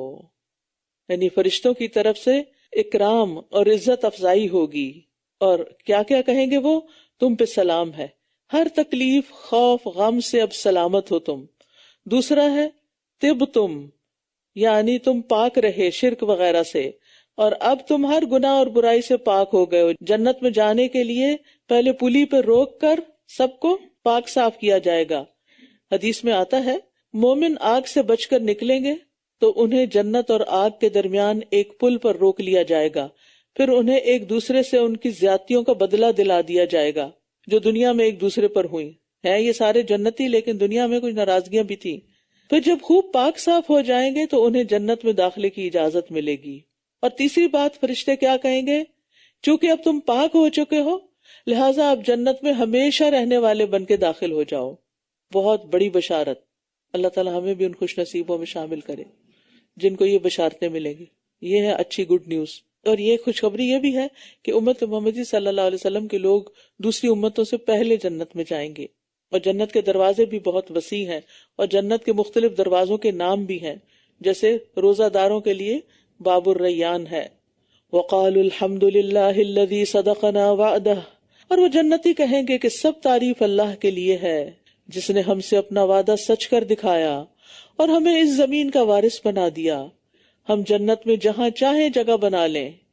تو عمل کرنے والوں کا کتنا اچھا بدلہ ہے، یعنی پوری جنت کے وارث بن جائیں گے جتنا بھی ان کا حصہ ہوگا اس میں. تو ہوتا ہی ہے نا، وارث کا لفظ کیوں استعمال کیا گیا؟ اس لیے کہ جو جس چیز کا وارث بنتا ہے وہ اس کا پورا مالک بن جاتا ہے، وہ اس کی اونرشپ میں آ جاتی ہے. کوئی اور اس پہ دعویٰ نہیں کر سکتا کہ یہ میری چیز ہے، کیونکہ یہ اس کو ورثے میں ملی تھی اور وہ اس کا مالک بن گیا. اور اس کے علاوہ انہیں ان جگہوں کا بھی مالک بنایا جائے گا جو جہنم میں جانے والوں کی تھی جنت میں، ان کے پلاٹس بھی ان کو دے دیے جائیں گے جنت والوں کو. اگر وہ نیک عمل کرتے تو یہ مالکانہ حقوق ان جہنمیوں کو ملتے جن کے لیے جگہ رکھی گئی تھی. کتنی حسرت ہوگی کہ وہاں بھی جگہ تھی یہاں بھی تھی. بعض اوقات ایسا ہوتا ہے نا کہ آپ انویسٹ کرتے ہیں، ایک جگہ آپ زمین لے لیتے ہیں، پھر دوسری جگہ لے لیتے ہیں، پھر سوچتے ہیں کہ کس پہ گھر بناؤں، پھر ان میں سے ایک پہ بناتے ہیں. ایسے ہی اللہ تعالیٰ نے جنت کی زمین بھی دی ہوئی ہے اور جہنم کی بھی دی ہوئی ہے. کچھ لوگ جہنم کی زمین کے لیے کام کرتے ہیں اور کچھ جنت کی زمین کے لیے تیاری کر رہے ہیں، اس کے لیے بنا رہے ہیں جو بناتے ہیں. ہم میں سے بھی ہر ایک کو سوچنا چاہیے کہ ہم اپنی کس زمین کو زیادہ چیرش کرتے ہیں اور اس کی حفاظت میں لگے ہوئے ہیں. وَتَرَى الْمَلَائِكَةَ حَافِّينَ مِنْ حَوْلِ الْعَرْشِ يُسَبِّحُونَ بِحَمْدِ رَبِّهِمْ وَقُضِيَ بَيْنَهُمْ بِالْحَقِّ وَقِيلَ الْحَمْدُ لِلَّهِ رَبِّ الْعَالَمِينَ. اور آپ دیکھیں گے کہ فرشتے عرش کے گرد گھیرا ڈالے ہوئے ہوں گے، اپنے رب کی حمد کے ساتھ تسبیح کر رہے ہوں گے، اور ان کے درمیان حق کے ساتھ فیصلہ کر دیا جائے گا اور کہہ دیا جائے گا سب تعریفیں اللہ کے لیے ہیں جو تمام جہانوں کا رب ہے۔ یہ حمد کہنے والے کون ہوں گے؟ انسان، جن، فرشتے، باقی تمام چیزیں سب اللہ کی حمد کر رہی ہوں گی، لہذا دنیا میں بھی کثرت سے حمد کرنی چاہیے۔ سورۃ غافر۔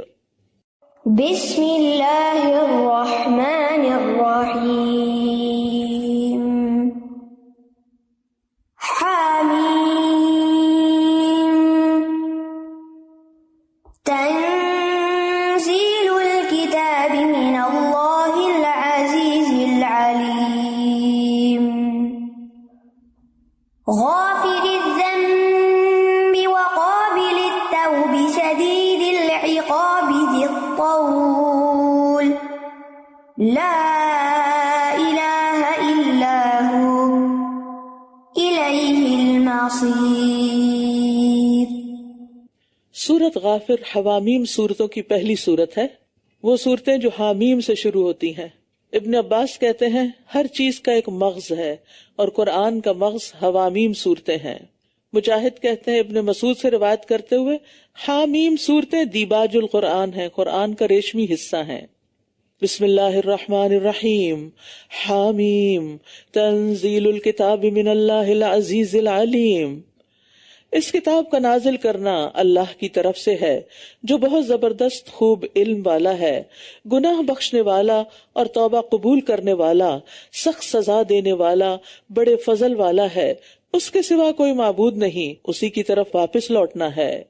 یعنی اللہ سبحانہ وتعالی کی بہت سی صفات یہاں بیان ہو رہی ہیں، اور خاص طور پر غافر الذنب، قابل التوب، شدید العقاب، یعنی گناہ بھی بخشتا ہے، توبہ بھی قبول کرتا ہے، لیکن اس کے ساتھ ساتھ سخت سزا بھی دینے والا ہے، ذی الطول، اور بڑے فضل والا بھی ہے، یعنی فراخی عطا کرنے والا ہے، انعام اور فضل فرمانے والا ہے۔ یعنی اللہ تعالیٰ توبہ کرنے والے گناہگار کو دو رحمتیں عطا کرتا ہے، فراخی عطا کرتا ہے۔ ایک تو توبہ قبول کر لیتا ہے، دوسرا اس توبہ کو اس کی نیکی بنا دیتا ہے، توبہ کرنے پر بھی اجر مل جاتا ہے۔ یعنی وہ شخص جس نے گناہ سے توبہ کی ہو اور ندامت ہو اس کا گناہ اس طرح مٹا دیا جاتا ہے گویا اس نے کیا ہی نہیں تھا، اور یہ اللہ تعالیٰ کا فضل ہوتا ہے۔ اللہ کی آیات میں صرف وہی لوگ جھگڑا کرتے ہیں جنہوں نے کفر کیا، تو ان کا شہروں میں چلنا پھرنا آپ کو دھوکے میں نہ ڈالے۔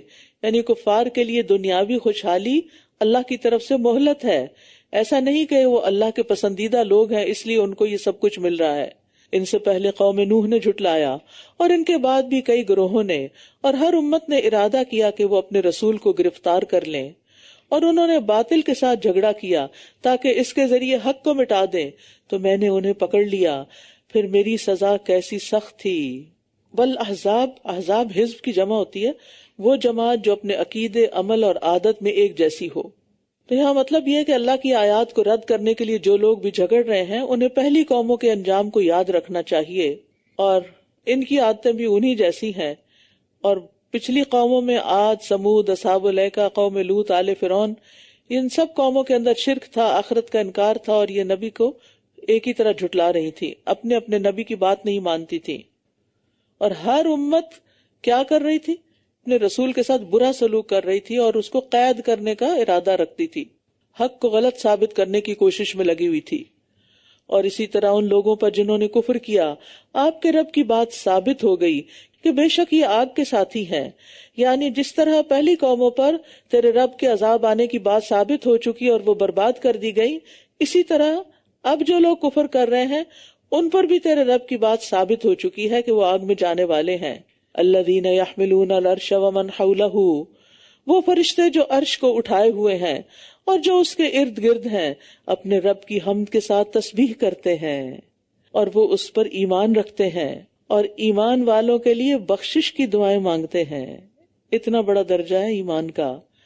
کیا کہتے ہیں؟ اے ہمارے رب، تو نے ہر چیز کو رحمت اور علم سے گھیر رکھا ہے، بس تو ان لوگوں کو بخش دے جنہوں نے توبہ کی اور تیرے راستے کی پیروی کی، اور انہیں جہنم کے عذاب سے بچا لے۔ کتنا پیار آتا ہے نا فرشتوں پر۔ ہم نے تو ان کے ساتھ کوئی احسان نہیں کیا، ہم نے کیا کیا؟ کبھی فرشتوں کے لیے کوئی دعا کی؟ انہیں ضرورت ہی نہیں، لیکن انہیں ہمارے ایمان کی وجہ سے ہم سے محبت ہے، تو پھر آپس میں ایمان والوں کو ایک دوسرے کے ساتھ کیا کرنا چاہیے؟ فرشتے ایمان والوں سے محبت رکھتے ہیں، تو وہ کیسے ایمان والے ہیں جو آپس میں ایک دوسرے سے محبت نہیں رکھتے؟ یعنی دنیا میں کسی بھی جگہ کوئی بھی مومن ہو، اس کے ساتھ ایک دلی تعلق کس وجہ سے ہونا چاہیے؟ کہ یہ ہم عقیدہ ہے، یہ ایمان میں ہمارا ساتھی ہے۔ اور صحابہ کرام سے ہم کیوں محبت کرتے ہیں؟ ان کے ایمان کے بلندیوں کی وجہ سے، اور عام فرشتوں سے بڑھ کر عرش اٹھانے والوں کی ایمان والوں سے ہمدردی ہے۔ کتنی بڑی فضیلت ہے، اللہ اکبر۔ جو کوئی مسلمان ہونا چاہے نا، اس کو یہ آیت سنائے کہ ایمان لانے کا کتنا بڑا درجہ ہے۔ ہم لوگوں کی منتیں کرتے ہیں ہمارے لیے دعا کریں، وہ عرش اٹھائے ہوئے فرشتے جو اللہ تعالیٰ کے قریب ترین ہیں وہ دعائیں کرتے ہیں۔ اور آپ کو معلوم ہے کہ حاملین عرش جو فرشتے ہیں ان میں سے ایک کے بارے میں آپ نے بتایا کہ اس کے کانوں کی لو سے کندھے تک کا بس یہ جو حصہ ہے، اتنا گویا گردن جو ہے 700 سال کی مسافت جتنی، اتنے ہی جتنے بڑے ہیں۔ اور پھر ایمان لا کر جب کوئی شخص اچھے کام کرتا ہے، اللہ تعالیٰ اس سے محبت کرتے ہیں، حاملین عرش اس سے محبت کرتے ہیں، آسمان کے سارے فرشتے اس سے محبت کرتے ہیں، 7 آسمانوں والے، اور پھر زمین پر بھی اس شخص کی محبت عام ہو جاتی ہے۔ اور جو لوگ لوگوں کو خیر کی بات سکھاتے ہیں، ان کے لیے تمام اہل زمین اور آسمان دعائیں کرتے ہیں، یہاں تک کہ چیونٹی اپنے سوراخ میں اور مچھلیاں اس شخص کے لیے دعائیں خیر کرتی ہیں جو لوگوں کو بھلائی کی باتیں سکھاتا ہے۔ آپ بھی اس خیر میں شریک ہو جائیں، آپ بھی لوگوں کو چاہے ایک بات کیوں نہ سکھائیں، ہر روز جو کچھ سیکھتے ہیں اس میں یہ جملے جو آپ بولتے ہیں، یہ اسی وجہ سے آپ سے کہلواتیوں کو پتہ چل جائے کہ آپ کو بات صحیح سمجھ آ گئی۔ اور جو ایک اچھی حکمت کی بات سمجھ آئے ایک دن، وہ کسی ایک شخص کے ساتھ تو ضرور شیئر کر دیں۔ اور پھر کسی کی غیر موجودگی میں اس کے لیے دعا کرنے والوں کے لیے فرشتے دعا کرتے ہیں۔ تو ہمیں سب کو دعاؤں میں یاد رکھنا چاہیے۔ کیا کہتے ہیں؟ اے ہمارے رب، اور انہیں ہمیشگی کے باغات میں داخل کرنا جن کا تو نے ان سے وعدہ کیا ہے، اور ان کو بھی جو ان کے آباء و اجداد اور بیویوں اور اولادوں میں سے نیک ہوں۔ نیکوں کے لیے ہیں دعائیں۔ بے شک تو ہی بہت زبردست خوب حکمت والا ہے، اور انہیں برائیوں سے بچا، اور جسے تو نے اس دن برائیوں کی سزا سے بچا لیا تو یقیناً تو نے اس پر رحم کیا، اور یہی بہت بڑی کامیابی ہے۔ تو گناہوں سے بچا لیا جانا بھی اللہ ہی کی رحمت ہے۔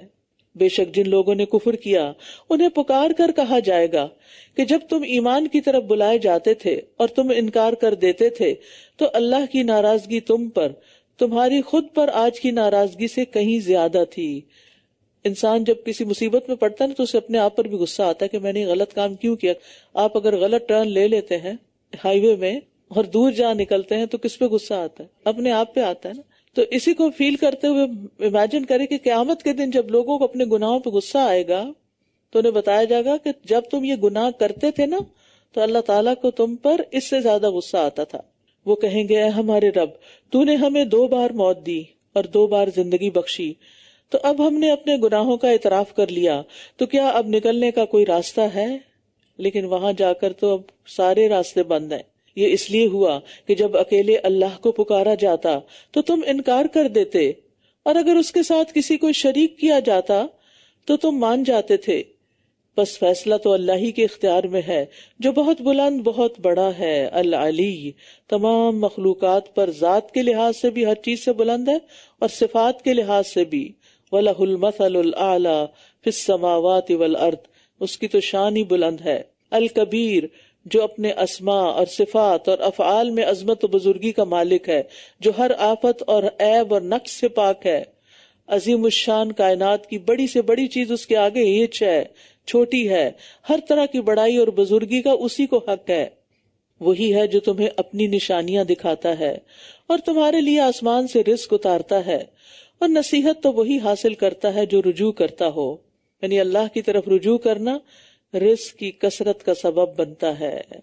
فَادْعُوا اللَّهَ مُخْلِصِينَ لَهُ الدِّينَ وَلَوْ كَرِهَ الْكَافِرُونَ، بس تم اللہ کو پکارو دین کو اسی کے لیے خالص کرتے ہوئے اگرچہ کافر ناپسند کرتے ہوں۔ دوسروں کو نہ بھی اچھا لگے تو بھی دین کو صرف اللہ ہی کے لیے اپنے اوپر نافذ کرو اور اللہ کو پکارو۔ وہ بلند درجوں والا عرش کا مالک ہے، اپنے بندوں میں سے جس پر چاہتا ہے اپنے حکم سے وہی القاء کرتا ہے تاکہ وہ انہیں ملاقات کے دن سے خبردار کرے۔ تو یاد رکھیے اللہ سبحانہ وتعالیٰ کو ہر اعتبار سے بلندی حاصل ہے، ذات کے اعتبار سے، صفات کے اعتبار سے، قدرت کے اعتبار سے، قہر اور غلبے کے اعتبار سے وہ اپنی مخلوق سے بلند اور اونچا ہے. اور پھر رفیع الدرجات یعنی بلند درجوں والا، عرش کا مالک ہے وہ بغیر کسی کی شراکت کے، اور اس کو کوئی انہیرٹ کرنے والا نہیں ہے. دنیا میں تو کسی کا تخت ہوتا ہے تو دوسرے لوگ اس انتظار میں ہوتے ہیں کہ یہ کب مرے گا تو ہم اس کا لیں گے. اس کے عرش پر کوئی اور نہیں جا سکتا. پھر وہی اتارتا ہے. اور کس لیے اتارتا ہے؟ تاکہ یوم الطلاق سے ڈرایا جائے. یوم الطلاق سے مراد قیامت کا دن ہے جس میں جانیں جسموں کے ساتھ ملیں گی، سب لوگ ایک دوسرے سے ملیں گے، ہر عمل کرنے والا اپنے عمل کی جزا سے ملے گا، ظالم مظلوم ملے گا، آسمان والے فرشتے زمین کے انسانوں سے ملیں گے، مخلوق خالق سے ملے گی جو ان کا حساب لے گا. تو اس لیے اس کو یوم الطلاق کہا گیا ہے، ملاقات کا دن، جس دن وہ سب ظاہر ہو جائیں گے، ان کی کوئی چیز اللہ پر پوشیدہ نہ رہے گی. آج ساری بادشاہت کس کی ہے؟ اللہ ہی کی جو اکیلا اور زبردست ہے. یعنی دنیا میں تکبر کرنے والے اور اپنی بڑائی کا ڈنڈورا پیٹنے والے کہاں گئے؟ آج ہر شخص کو اس کی کمائی کا بدلہ دیا جائے گا جو اس نے کی تھی. آج کسی پر کوئی ظلم نہ ہوگا، بے شک اللہ جلد حساب لینے والا ہے. کسی کا ثواب کم نہ ہوگا، نہ اس کے گناہوں سے بڑھ کر اس کو عذاب دیا جائے گا. اور تمام انسانوں سے اللہ ایسے حساب لے گا جیسے ایک انسان سے حساب لیتا ہے، سریع الحساب. اور آپ انہیں اس دن سے ڈرائیے جو قریب آ لگا ہے، جب دل حلق تک غم سے بھرے ہوئے ہوں گے. ظالموں کے لیے کوئی دلی دوست اور سفارشی نہ ہوگا کہ جس کی بات مانی جائے. وہ آنکھوں کی خیانت کو جانتا ہے اور اسے بھی جو کچھ سینے چھپاتے ہیں. آنکھوں کی خیانت کیا ہے؟ آنکھوں سے اشارے کرنا، اشاروں میں باتیں کرنا کسی کے خلاف، ہنسنا، مذاق اڑانا. کچھ لوگوں کی عادت ہوتی ہے، یعنی محفل میں بیٹھے ہوتے ہیں تو کسی کی بات اچھی نہیں لگتی یا کسی پہ ہنسنا ہوتا ہے، اس کو حقیر کرنا ہوتا ہے، تو دوسروں کو دیکھ کے آنکھوں میں ہی دیکھو کہ کیا کہہ رہا ہے یہ. پھر ایک نگاہ کے بعد دوسری نگاہ ڈالنا، نظریں چرا کے دیکھنا، استغفر اللہ، اس چیز کی طرف دیکھنا جس سے اللہ نے منع کیا ہے. اور کسی انسان کا یہ کہنا کہ اس نے نہیں دیکھا حالانکہ اس نے دیکھا ہوتا ہے، یہ بھی خیانت ہے. یا وہ کہتا ہے میں نے دیکھا حالانکہ دیکھا نہیں ہوتا. تو حرام چیزوں سے اپنے دل اور نگاہوں کی حفاظت کرنی ہے.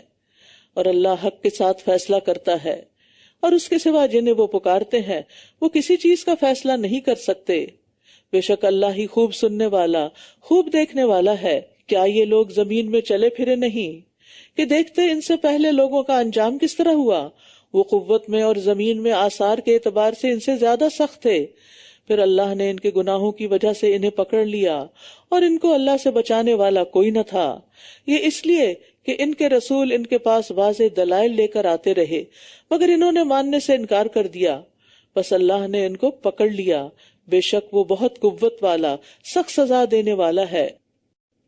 اور یقیناً ہم نے موسیٰ کو اپنی نشانیوں اور واضح دلیل کے ساتھ بھیجا فرعون، حامان اور قارون کی طرف، تو وہ کہنے لگے یہ تو جادوگر ہے، بہت جھوٹا ہے. اب آپ دیکھیے یہ جو تین لوگوں کا امتزاج ہے نا یہاں، فرعون اور حامان تو کافر قوم سے تھے لیکن قارون تو مسلمان تھا نا، تو پھر قارون کو ان کے ساتھ کیوں ملا دیا گیا؟ ذرا غور کیجئے، قارون کا ذکر انہی کے ساتھ کیوں آ رہا ہے؟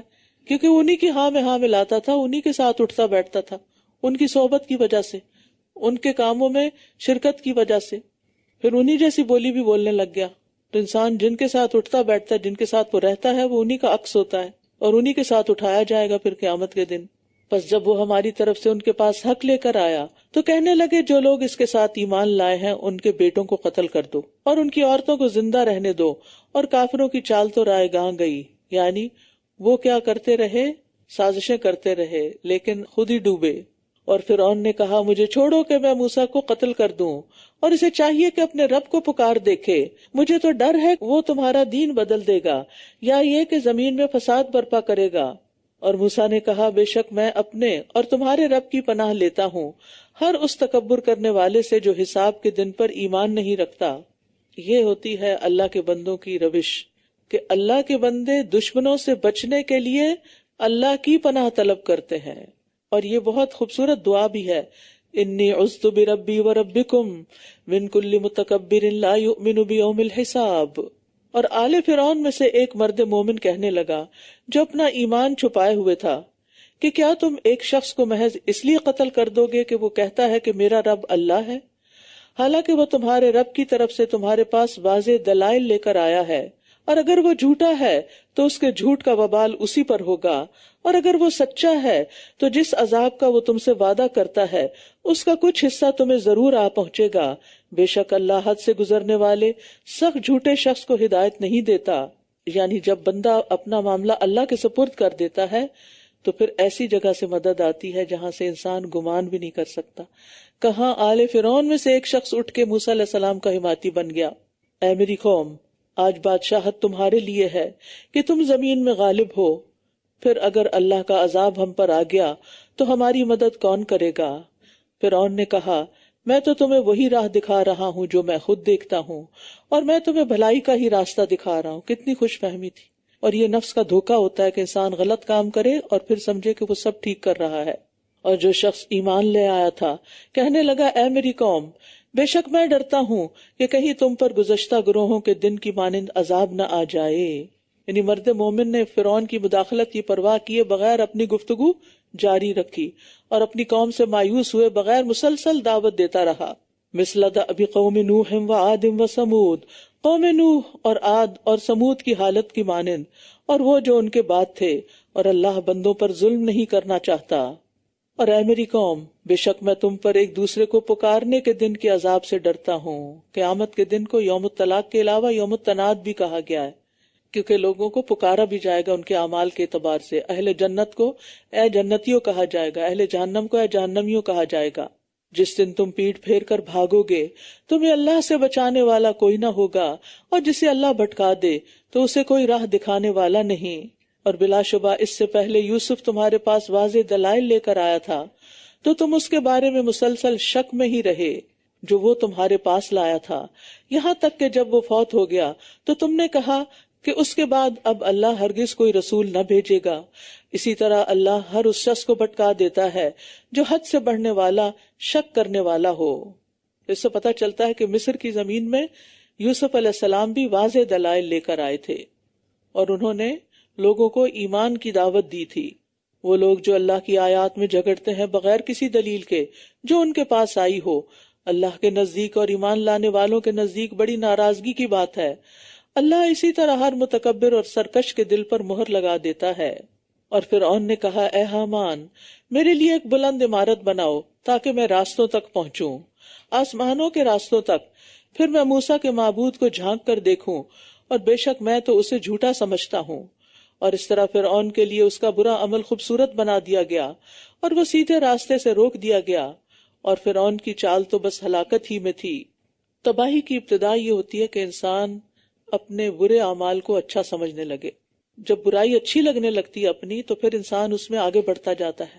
اور جو شخص ایمان لایا تھا کہنے لگا، اے میری قوم، میری پیروی کرو، میں تمہیں بھلائی کا راستہ دکھاؤں گا۔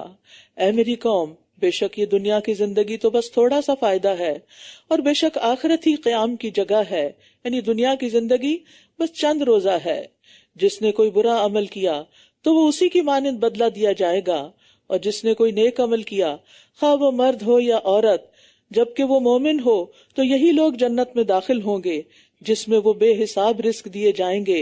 اور اے میری قوم، کیا ہے مجھے کہ میں تمہیں نجات کی طرف بلا رہا ہوں اور تم مجھے آگ کی طرف بلا رہے ہو؟ کتنا زبردست قول ہے یہ کہ میں تمہاری خیر خواہی کر رہا ہوں، تم سمجھ ہی نہیں رہے، اور تم مجھے اپنی طرف کھینچ رہے ہو۔ تم مجھے بلا رہے ہو کہ میں اللہ کے ساتھ کفر کروں اور اس کے ساتھ اسے شریک ٹھہراؤں جس کا مجھے کوئی علم نہیں، اور میں تمہیں بہت زبردست، بہت بخشنے والے کی طرف بلا رہا ہوں۔ یعنی دیکھو تم کس کی طرف بلا رہے ہو اور میں کس کی طرف بلا رہا ہوں۔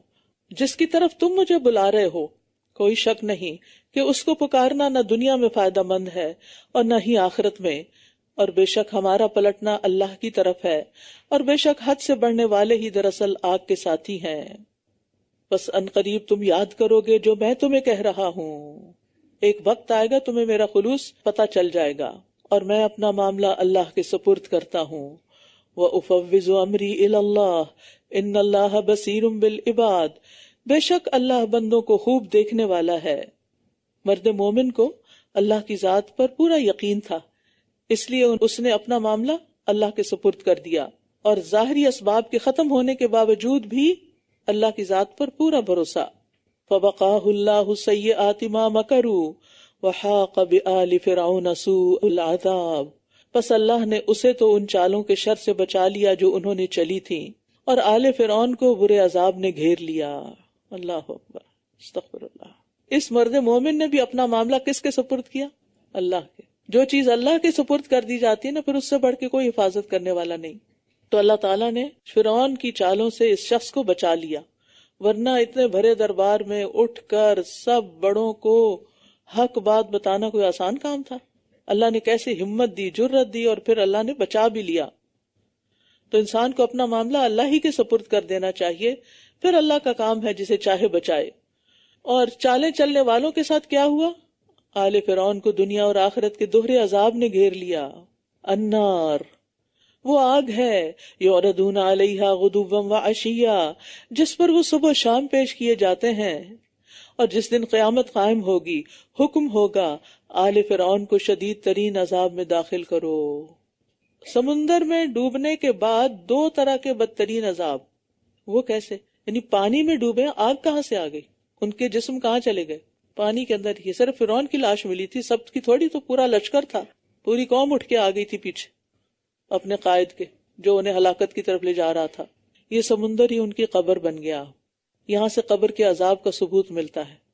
یہ آیت ہمیشہ یاد رکھیے کہ برزخ میں بھی سزا ہے، اور دوسرا عذاب قیامت کے دن کا ہوگا۔ اور صبح شام سے مراد صبح اور پھر شام، صبح اور شام یعنی سارا وقت۔ نبی صلی اللہ علیہ وسلم جب معراج پر تشریف لے گئے تھے تو آپ کو فرعونیوں کا یہ لشکر آگ کی طرف جاتا ہوا دکھائی دیا تھا، اور جب وہ آگ میں باہم جھگڑا کریں گے تو کمزور لوگ ان سے کہیں گے جو بڑے بنے ہوئے تھے کہ بے شک ہم تو تمہارے ہی تابع تھے، تو کیا تم آگ کا کچھ حصہ ہم سے دور کر سکتے ہو؟ جو لوگ بڑے بنے ہوئے تھے وہ کہیں گے ہم سب ہی اس آگ میں ہیں، بے شک اللہ بندوں کے درمیان یقیناً فیصلہ کر چکا ہے۔ اور جو لوگ آگ میں ہوں گے جہنم کے دربانوں سے کہیں گے اپنے رب سے دعا کرو کہ وہ ہم سے ایک دن عذاب میں کچھ کمی کر دے، صرف ایک دن فرصت مل جائے عذاب سے، لیکن کوئی سنوائی نہیں ہوگی۔ وہ کہیں گے کیا تمہارے رسول تمہارے پاس واضح دلائل لے کر نہیں آئے تھے؟ وہ کہیں گے کیوں نہیں؟ وہ جواب دیں گے پس تم ہی دعا کرو، اور کافروں کی دعا تو اکارت ہی جانے والی ہے۔ فرشتے کیا کہیں گے؟ ہم تو عذاب پہ مقرر ہیں۔ اور دوسری جگہ یہ بھی آتا ہے کہ مالک یعنی جو جہنم کا دربان ہوگا اس کو پکار کے کہیں گے تم ہماری سفارش کرو، یعنی دعا کرو۔ تو وہ کیا جواب دے گا؟ انکم ماکثون، ادھر ہی رہنا، یہی تمہاری جگہ ہے، ادھر سے نہیں نکل سکتے۔ یعنی کوئی ان کی فریاد ہی نہیں سنے گا، کوئی ان کی آہ پکار ہی نہیں سنے گا، اور وہ اللہ تعالیٰ سے بھی جہنم سے نکلنے کی دعا کریں گے، ربنا اخرجنا منہا فإن عدنا فإنا ظالمون۔ تو اگر ہم پھر ایسا کریں تو ہم ظالم ہوں گے، لیکن اللہ سبحانہ وتعالیٰ کیا فرمائیں؟ قال اخسؤوا فیہا ولا تکلمون، اسی میں دھتکارے ہوئے پڑے رہو، مجھ سے بات بھی نہ کرو، یہاں سے کوئی نہیں نکل سکتا۔ تو پھر اس وقت کیا حال ہوگا؟ اس کے برعکس انا لننصر رسلنا والذین آمنوا فی الحیات الدنیا ویوم یقوم الاشہاد، بے شک ہم اپنے رسولوں کی اور ان لوگوں کی ضرور مدد کرتے ہیں جو ایمان لائے دنیا کی زندگی میں، اور اس دن بھی جب گواہ کھڑے ہوں گے۔ یوم الاشہاد سے مراد قیامت کا دن ہے۔ اس صورت میں قیامت کے بہت سے نام پتہ چل رہے ہیں، یوم یقوم الاشہاد، تو گویا یوم الاشہاد ہے۔ اور اس کی وجہ کیا ہے؟ کہ اس دن انبیاء، فرشتے، اہل ایمان، زمین، انسان کے اعضاء، یہ سب انسان کے یا تو حق میں گواہی دیں گے یا اس کے خلاف گواہی دیں گے۔ یوم لا ينفع الظالمین معذرتهم ولہم اللعنۃ ولہم سوء الدار، اس دن ظالموں کو ان کی معذرت کوئی فائدہ نہ دے گی، اور ان کے لیے لعنت ہوگی، اور ان کے لیے بدترین گھر ہوگا۔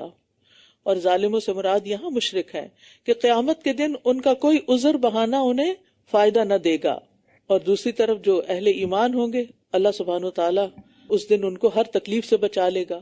وَلَقَدْ آتَيْنَا مُوسَى الْهُدَى وَأَوْرَثْنَا بَنِي إِسْرَائِيلَ الْكِتَابَ، اور بلا شبہ موسیٰ کو ہم نے ہدایت دی اور بنی اسرائیل کو ہم نے کتاب کا وارث بنا دیا۔ ہدایت سے مراد اس میں نبوت، معجزات، تورات اور ہر مشکل میں رہنمائی، یہ سب چیزیں آ جاتی ہیں۔ وہ عقل والوں کے لیے ہدایت اور نصیحت تھی، ہدم و ذکرا، یعنی تورات ان کی رہنمائی بھی کرتی اور بھولی ہوئی چیزیں یاد بھی کرواتی۔ یہی چیز قرآن کرتا ہے، ہمیں رہنمائی بھی ملتی ہے قرآن سے، اور جو چیزیں ہمیں یاد نہیں رہتی کرنے والی وہ یاد دہانی کرا دیتی، اور پھر ہم دوبارہ سے فریش ہو جاتے ہیں کہ ہاں یہ بھی کرنا ہے، یہ بھی کرنا ہے، اور نئی چیزیں ہمارے عمل میں داخل ہو جاتی ہیں۔ کن چیزوں کو ہم سب سے زیادہ بھولے ہوئے ہوتے ہیں؟ آخرت، موت، قبر، جنت و جہنم کے مناظر، تو یہ ان سب کی یاد دہانی کراتی ہے۔ دیکھیے یہ جو موت ہے نا ایک بہت بڑی حقیقت ہے۔ ابھی چونکہ ریسنٹلی بھائی کی موت کی وجہ سے ایک ایکسپیرینس ہوا ہے اور بہت سی چیزوں پہ مجھے غور و فکر کرنے کا موقع ملا ہے، تو میں آج صبح ہی سوچ رہی تھی کہ انسان دنیا کے جو بھی اس کے پروگرام ہوتے ہیں، چاہے شادی کا پروگرام ہو، چاہے جاب ہو، کسی اور شہر موو ہونا ہو، کسی ملک میں جانا ہو، ٹریولنگ ہو، عید ہو، رمضان ہو، ان سب کے لیے تیاری کرتا ہے نا، ویل ان ٹائم پریپیئر کرتا ہے، پہلے سے تیاری کرتا ہے۔ لیکن عام طور پر ہم موت کے لیے تیاری نہیں کرتے کہ مرنے کے بعد کیا کیا کام کرنے ہیں۔ ہم میں سے کس کے پاس لسٹ لکھی ہوئی ہے؟ کس نے وصیت کی ہوئی ہے کہ مجھے غسل کون دے، کفن کہاں ہوگا؟ موت تو کسی وقت بھی آ سکتی، کسی پر بھی آ سکتی ہے۔ کیا ہم اس کی اتنی تیاری کرتے ہیں؟ تو میں سوچ رہی تھی کہ ہمارے معاشرے میں شادیوں پر کتنی تیاریاں ہوتی ہیں، مہینوں کیا سالوں تیاریاں ہوتی ہیں۔ پہلے سے ہی انسان بہت کچھ خرید کے رکھ رہا ہوتا ہے۔ بعض کلچرز میں تو بچپن سے ہی بچیوں کی شادیوں کے لیے جہیز تیار کرنا شروع کر دیا جاتا ہے۔ پہلے ہوتی تھی نا لوہے کی بڑی بڑی پیٹیاں لوگوں کے گھر میں، تو وہ پیٹیاں کبھی کھلتی بڑی فیسینیشن ہوتی تھی کہ کیا رکھا ہوا اس میں، وہ کہ یہ فلاں کا جہیز ہے، یہ فلاں کا جہیز ہے۔ سالوں سال تیاریاں، لیکن گھر میں کفن نام کی کوئی چیز نہیں رکھی ہوتی۔ اگر کسی آکورڈ ٹائم پہ، کسی ہڑتال کے دن، کسی سنو ڈے پہ یا کسی وجہ سے کوئی ایسا معاملہ پیش آ گیا تو کیا ہوگا؟ یعنی ہر جگہ مسجدوں میں تو کفن نہیں ملتے جہاں مغسلہ ہوتے ہیں، لوگوں کو خود ہی تیار کر کے رکھنے ہوتے ہیں۔ پھر قبر کہاں کھودی جائے گی؟ قبر کھودنے کے لیے کس کو کانٹیکٹ کیا جائے گا؟ کون کون جنازہ اٹھائے گا؟ اس کی اطلاع کیسے دی جائے گی؟ اور پھر کون جو ہے وہ دفنانے کے لیے آگے ہوگا؟ کیونکہ ہر ایک کی یہ ہمت بھی نہیں ہوتی۔ جی انشاءاللہ تعالیٰ ایک سیمینار ہونے والا ہے الہدا کے اندر، اس کے اندر اس طرح کی ساری گائیڈنس دی جائے گی، تو کوشش کریں کہ اس کو اٹینڈ کریں تاکہ آخرت کی تیاری بھی ہم سب کر سکیں۔ بس آپ صبر کیجئے، بے شک اللہ کا وعدہ سچا ہے، اور اپنے گناہ کی بخشش طلب کیجئے، استغفر اللہ، اور پچھلے اور اگلے پہر اپنے رب کی حمد کے ساتھ تسبیح کیجئے۔ رسول اللہ صلی اللہ علیہ وسلم اور امت کو استغفار کا حکم دیا جا رہا ہے۔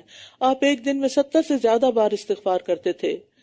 معمولی چیزوں پر بھی استغفار کرنا چاہیے، اور صبح و شام اللہ کی تسبیح اور حمد کرنی چاہیے۔ بے شک جو لوگ اللہ کی آیات میں بغیر کسی دلیل کے جھگڑتے ہیں، جو ان کے پاس آئی ہو، ان کے سینوں میں محض ایک بڑائی ہے جس کو وہ پہنچنے والے نہیں۔ بس آپ اللہ کی پناہ طلب کیجئے، وہی خوب سننے والا، خوب دیکھنے والا ہے۔ یعنی دشمن کی پوشیدہ چالوں سے اللہ کی پناہ مانگنی چاہیے، اور ہر طرح کے نقصان سے بچانے والا بھی اللہ ہی ہوتا ہے۔ یقیناً آسمانوں اور زمین کا پیدا کرنا انسانوں کو پیدا کرنے سے زیادہ بڑا کام ہے، لیکن اکثر لوگ علم نہیں رکھتے، اور اندھا اور دیکھنے والا برابر نہیں، اور نہ ہی وہ لوگ جو ایمان لائے اور انہوں نے نیک عمل کیے، اور برائی کرنے والے بھی برابر نہیں ہو سکتے۔ کتنا کم تم نصیحت حاصل کرتے ہو۔ ان الساعة لآتیۃ لا ریب فیہا ولکن اکثر الناس لا یؤمنون وقال ربکم ادعونی استجب لکم ان الذین یستکبرون عن عبادتی سیدخلون جہنم داخرین۔ اور تمہارے رب نے فرمایا مجھ سے دعا کرو، میں تمہاری دعا قبول کروں گا۔ بے شک وہ لوگ جو میری عبادت سے تکبر کرتے ہیں، ان قریب و ذلیل و خوار ہو کر جہنم میں داخل ہوں گے۔ تو یہاں پر دعا کی اہمیت پتہ چلتی ہے کہ انسان اپنے ہر معاملے میں اپنے رب کی طرف رجوع کرے، اور یہی توحید ہے کہ انسان سب کو چھوڑ کر اللہ کی طرف رجوع کرے، ہر مشکل میں، ہر آسانی میں۔ اور اللہ تعالیٰ کا وعدہ ہے کہ اللہ تعالیٰ دعا قبول کرے گا، یعنی وقال ربکم ادعونی استجب لکم، یہ اللہ تعالیٰ خود وعدہ کر رہے ہیں کہ میں جواب دوں گا، قبول کروں گا۔ ایک اور جگہ پر بھی آتا وَإِذَا سَأَلَكَ عِبَادِي أَنِّي فَإِنِّي قَرِيبٌ أُجِيبُ دَعْوَةَ الدَّاعِ إِذَا دَعَانِ، کہ جب میرے بندے آپ سے میرے بارے میں پوچھتے ہیں تو آپ بتا دیجئے کہ میں قریب ہوں، میں پکارنے والے کی پکار کا جواب دیتا ہوں جب بھی وہ مجھے پکارتا ہے۔ تو اس لیے کبھی بھی انسان کو مایوس نہیں ہونا چاہیے۔ دعا 3 صورتوں میں سے ایک صورت میں ضرور قبول ہوتی ہے، یا تو اللہ تعالیٰ اس کی دعا جلد قبول کر لیتا ہے، یا آخرت میں اس کا ذخیرہ کر لیتا ہے، یا اس سے کوئی برائی ٹال دیتا ہے۔ اور دعا بذات خود ایک عبادت ہے، اسی لیے فرمایا ان الذین یستکبرون عن عبادتی، کہ لوگ جو میری عبادت یعنی دعا سے تکبر کرتے ہیں، نہیں مانگتے کہ اللہ کو تو پتا ہے خود ہی دے دے گا، بہت دیکھا ہے مانگ کے کچھ نہیں ہوتا، تو اس قسم کی باتیں جو ہیں یہ ناپسندیدہ ہیں. اور پھر لوگ اللہ کے علاوہ اوروں کو پکارنے لگتے ہیں، یعنی صرف اللہ کو پکارنا عبادت ہے اور اللہ کے علاوہ دوسروں کو پکارنا شرک ہے. اور پھر یہ ہے کہ بندگی کی شرط بھی ہے، یعنی عبادت کی شرط ہے کہ اپنے رب سے مانگا جائے، اور نہ مانگنا ایک طرح کا تکبر اور غرور بھی ہے. اور اگر انسان اپنی دنیا نہیں مانگتا تو مغفرت تو مانگتا رہے نا، بخشش تو مانگتا رہے، کیونکہ ہم میں سے ہر ایک کو ہر وقت بخشش کی ضرورت ہوتی ہے.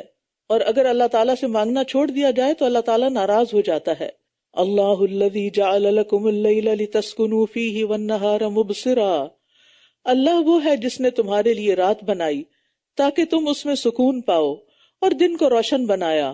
یقیناً اللہ لوگوں پر بڑا فضل فرمانے والا ہے، لیکن اکثر لوگ شکر ادا نہیں کرتے. یعنی دن اور رات اللہ کی نعمتوں میں سے بہت بڑی نعمت ہیں، اور اللہ سبحانہ تعالیٰ نے رات کیوں بنائی؟ سکون کے لیے، اور دن کیوں بنایا؟ کام کے لیے. یہ اللہ کا فضل ہے کہ اس نے یہ دونوں چیزیں بنائی. اگر صرف دن ہی دن ہوتا تو کیا ہوتا، اور اگر صرف رات ہی رات ہوتی تو کیا ہوتا. اللہ تعالیٰ فرماتے ہیں کہ یہ لوگوں پر اللہ کا بہت بڑا فضل ہے، لیکن اکثر لوگ اس رات دن کی تبدیلی کا شکر ادا نہیں کرتے. تو ہمیں ان نعمتوں پر بھی توجہ کرنی چاہیے اور ان کا بھی شکر ادا کرنا چاہیے. اور ان کا شکر کیا ہے کہ جس کام کے لیے رات بنی ہے وہ کام رات میں کیے جائیں، اور جن کاموں کے لیے دن بنا ہے وہ کام دن میں کیے جائیں، کیونکہ ہم نے اللہ تعالیٰ کا یہ جو فطری نظام ہے اس میں خلل ڈال دیا ہے. ذالکم اللہ ربکم خالق کل شیء لا الہ الا هو فانا تؤفکون، یہی اللہ تمہارا رب ہے، ہر چیز کا پیدا کرنے والا، اس کے سوا کوئی معبود نہیں، تو کہاں سے تم پھیرے جاتے ہو؟ یعنی تمام دلائل کے باوجود تم کیوں اللہ کی عبادت سے منہ موڑ جاتے ہو؟ اسی طرح وہ لوگ بھی پھیرے جاتے تھے جو اللہ کی آیات کا انکار کرتے تھے. اللہ وہ ہے جس نے تمہارے لیے زمین کو قرار گاہ بنایا اور آسمان کو چھت بنایا، اور اسی نے تمہاری صورتیں بنائیں، بس تمہاری صورتیں بہت اچھی بنائیں، اور اسی نے تمہیں پاکیزہ چیزوں سے رزق دیا. وہی اللہ تمہارا رب ہے، بس بہت بابرکت ہے اللہ جو تمام جہانوں کا رب ہے. وہ زندہ ہے، اس کے سوا کوئی معبود نہیں، بس دین کو اسی کے لیے خالص کرتے ہوئے اس کو پکارو. تمام تعریفیں اللہ کے لیے ہیں جو تمام جہانوں کا رب ہے. یعنی اللہ تعالیٰ ہمیشہ سے زندہ ہے، ہمیشہ زندہ رہے گا، اس لیے وہی عبادت کے لائق ہے. مثلاً اگر کوئی کسی بت کو یا کسی پیغمبر کو خدا بنا لیتے ہیں، معبود بنا لیتے ہیں، تو ان لوگوں کا کیا ہوگا جب وہ اس وقت پیدا ہی نہیں ہوا، اور ان کا کیا ہوگا جو اس کے بعد دنیا میں ہوں گے؟ یعنی جو خود بھی زندہ نہیں رہا تو وہ دوسروں کو کیا دے سکتا ہے، اور اس کو پکار کے ملے گا کیا؟ سب سے بڑا تو دھوکہ یہ ہے.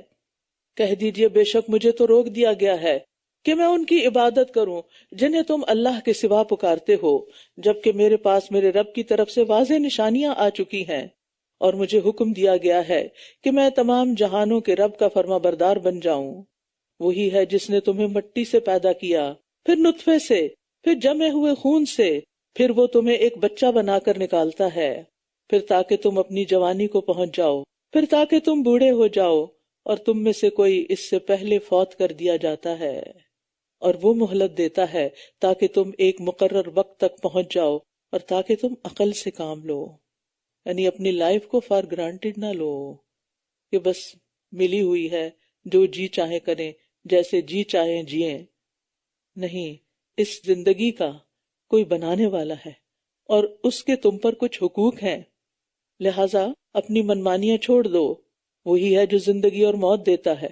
اگر زندگی میں اس وقت کچھ اختیار ملا ہے تو موت پہ تمہارا کوئی اختیار نہیں، کسی وقت بھی جا سکتے ہیں. پھر جب وہ کسی کام کا فیصلہ کر دیتا ہے تو اسے صرف یہ کہتا ہے کہ ہو جا، تو وہ ہو جاتا ہے.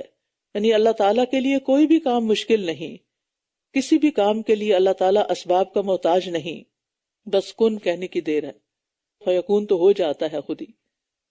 الم تر الی الذین یجادلون فی آیات اللہ انا یصرفون، کیا آپ نے ان لوگوں کو نہیں دیکھا جو اللہ کی آیات کے بارے میں جھگڑتے ہیں؟ کہاں سے وہ پھیرے جاتے ہیں؟ جن لوگوں نے کتاب کو جھٹلایا اور اس کو بھی جس کے ساتھ ہم نے اپنے رسولوں کو بھیجا تھا، تو بہت جلد وہ جان لیں گے. کیا؟ جب ان کی گردنوں میں طوق اور زنجیریں ہوں گی اور وہ گھسیٹے جا رہے ہوں گے. ذرا امیجن کریں وہ سین. گردنوں میں طوق پڑے ہوئے ہیں، پاؤں میں زنجیریں پڑی ہوئی ہیں اور ان کو گھسیٹا جا رہا ہے، اور وہ بھی جہنم میں، فی الحمیم، کھولتے پانی میں. پھر وہ آگ میں جھونکے جائیں گے. پھر ان سے کہا جائے گا کہاں ہے وہ جنہیں تم شریک ٹھہراتے تھے اللہ کے سوا.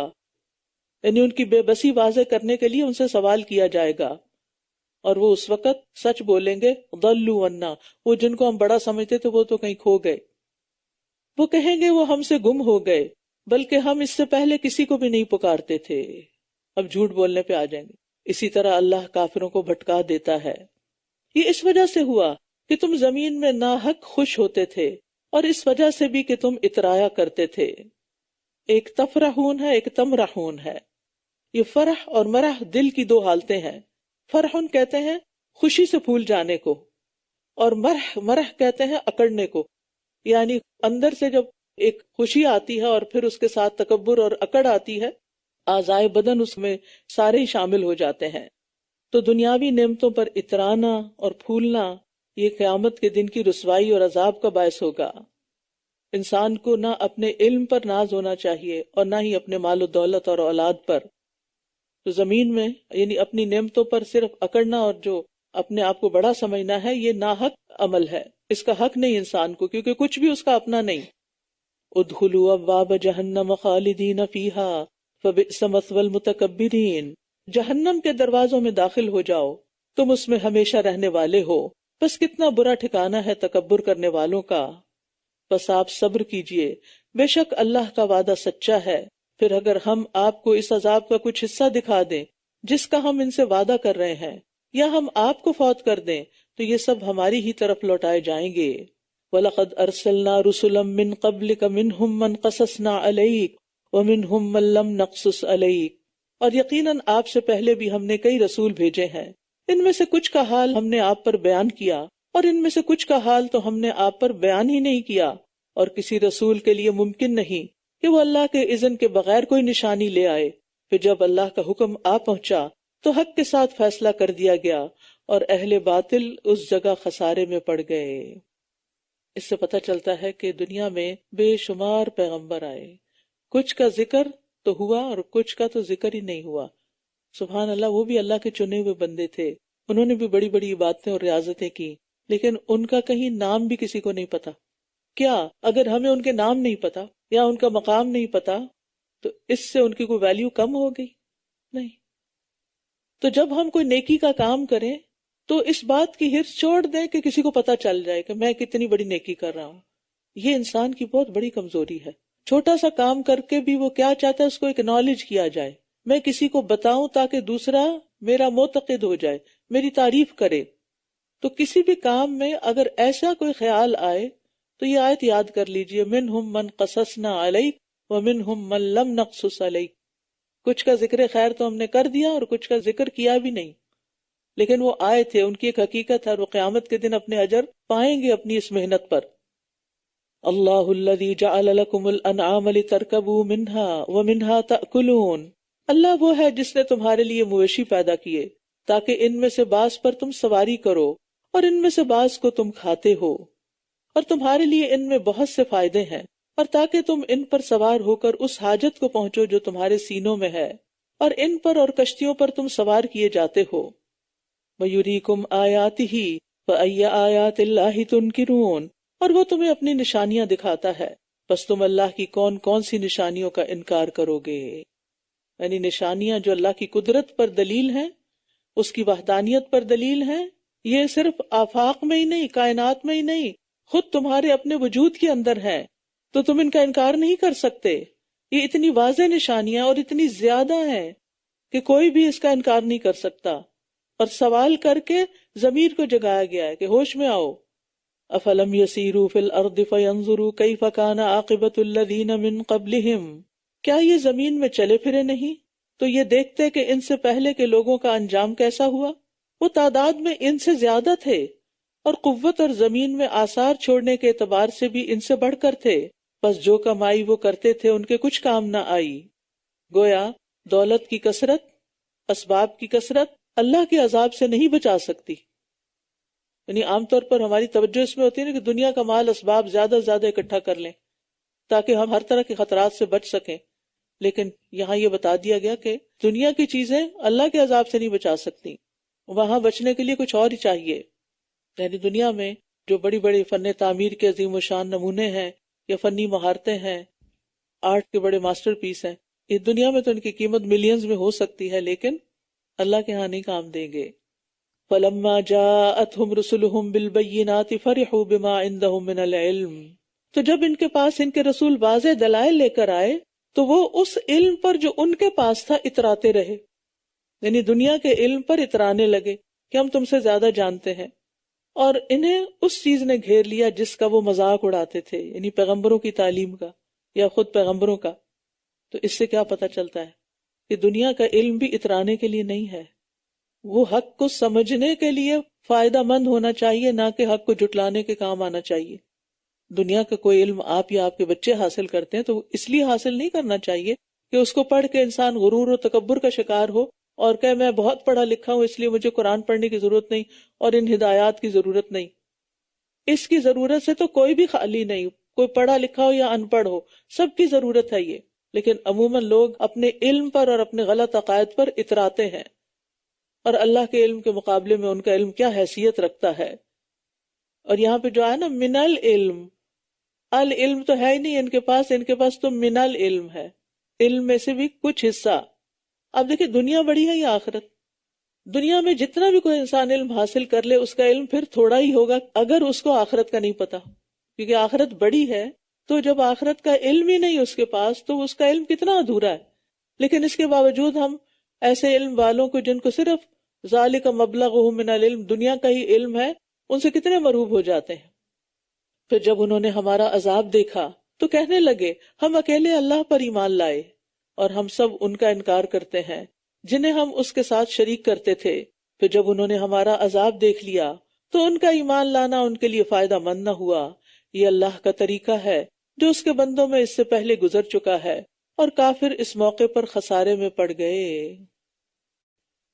سورۃ فصلت. بسم اللہ الرحمن الرحیم. حمیم تنزیل من الرحمن الرحیم. کتاب فصلت آیاته قرآنا عربیا لقوم يعلمون بشيرا ونذيرا فأعرض أكثرهم فهم لا يسمعون. بسم اللہ الرحمن الرحیم. حامیم تنزیل من الرحمن الرحیم. بہت مہربان نہایت رحم کرنے والے کی طرف سے نازل کردہ ہے. یعنی کتاب کا اترنا اللہ تعالیٰ کی صفت رحمت کا اظہار ہے. الرحمن الرحیم. کتاب فصلت آیاتہ قرآنا عربیا لقوم یعلمون. ایک ایسی کتاب جس کی آیات کھول کر بیان کی گئی ہیں عربی قرآن کی صورت میں ان لوگوں کے لیے جو جانتے ہیں. یعنی قرآن مجید میں مختلف جو مضامین ہیں، عقائد ہیں، حرام و حلال ہے، گزشتہ اقوام کے واقعات ہیں، امثال ہیں، احکامات ہیں، یہ سب واضح انداز میں بیان کیے گئے ہیں. لیکن یہ کس کے لیے؟ جو اس علم کو جاننے کی کوشش کریں اور جو سمجھنا چاہتے ہوں، ان کے لیے سب رہنمائی موجود ہے. بشیرا و نذیرا فاعرض اکثرهم فهم لا يسمعون. خوشخبری دینے والا اور خبردار کرنے والا ہے، پھر بھی ان کی اکثریت نے اعراض کیا، لہٰذا وہ سنتے ہی نہیں.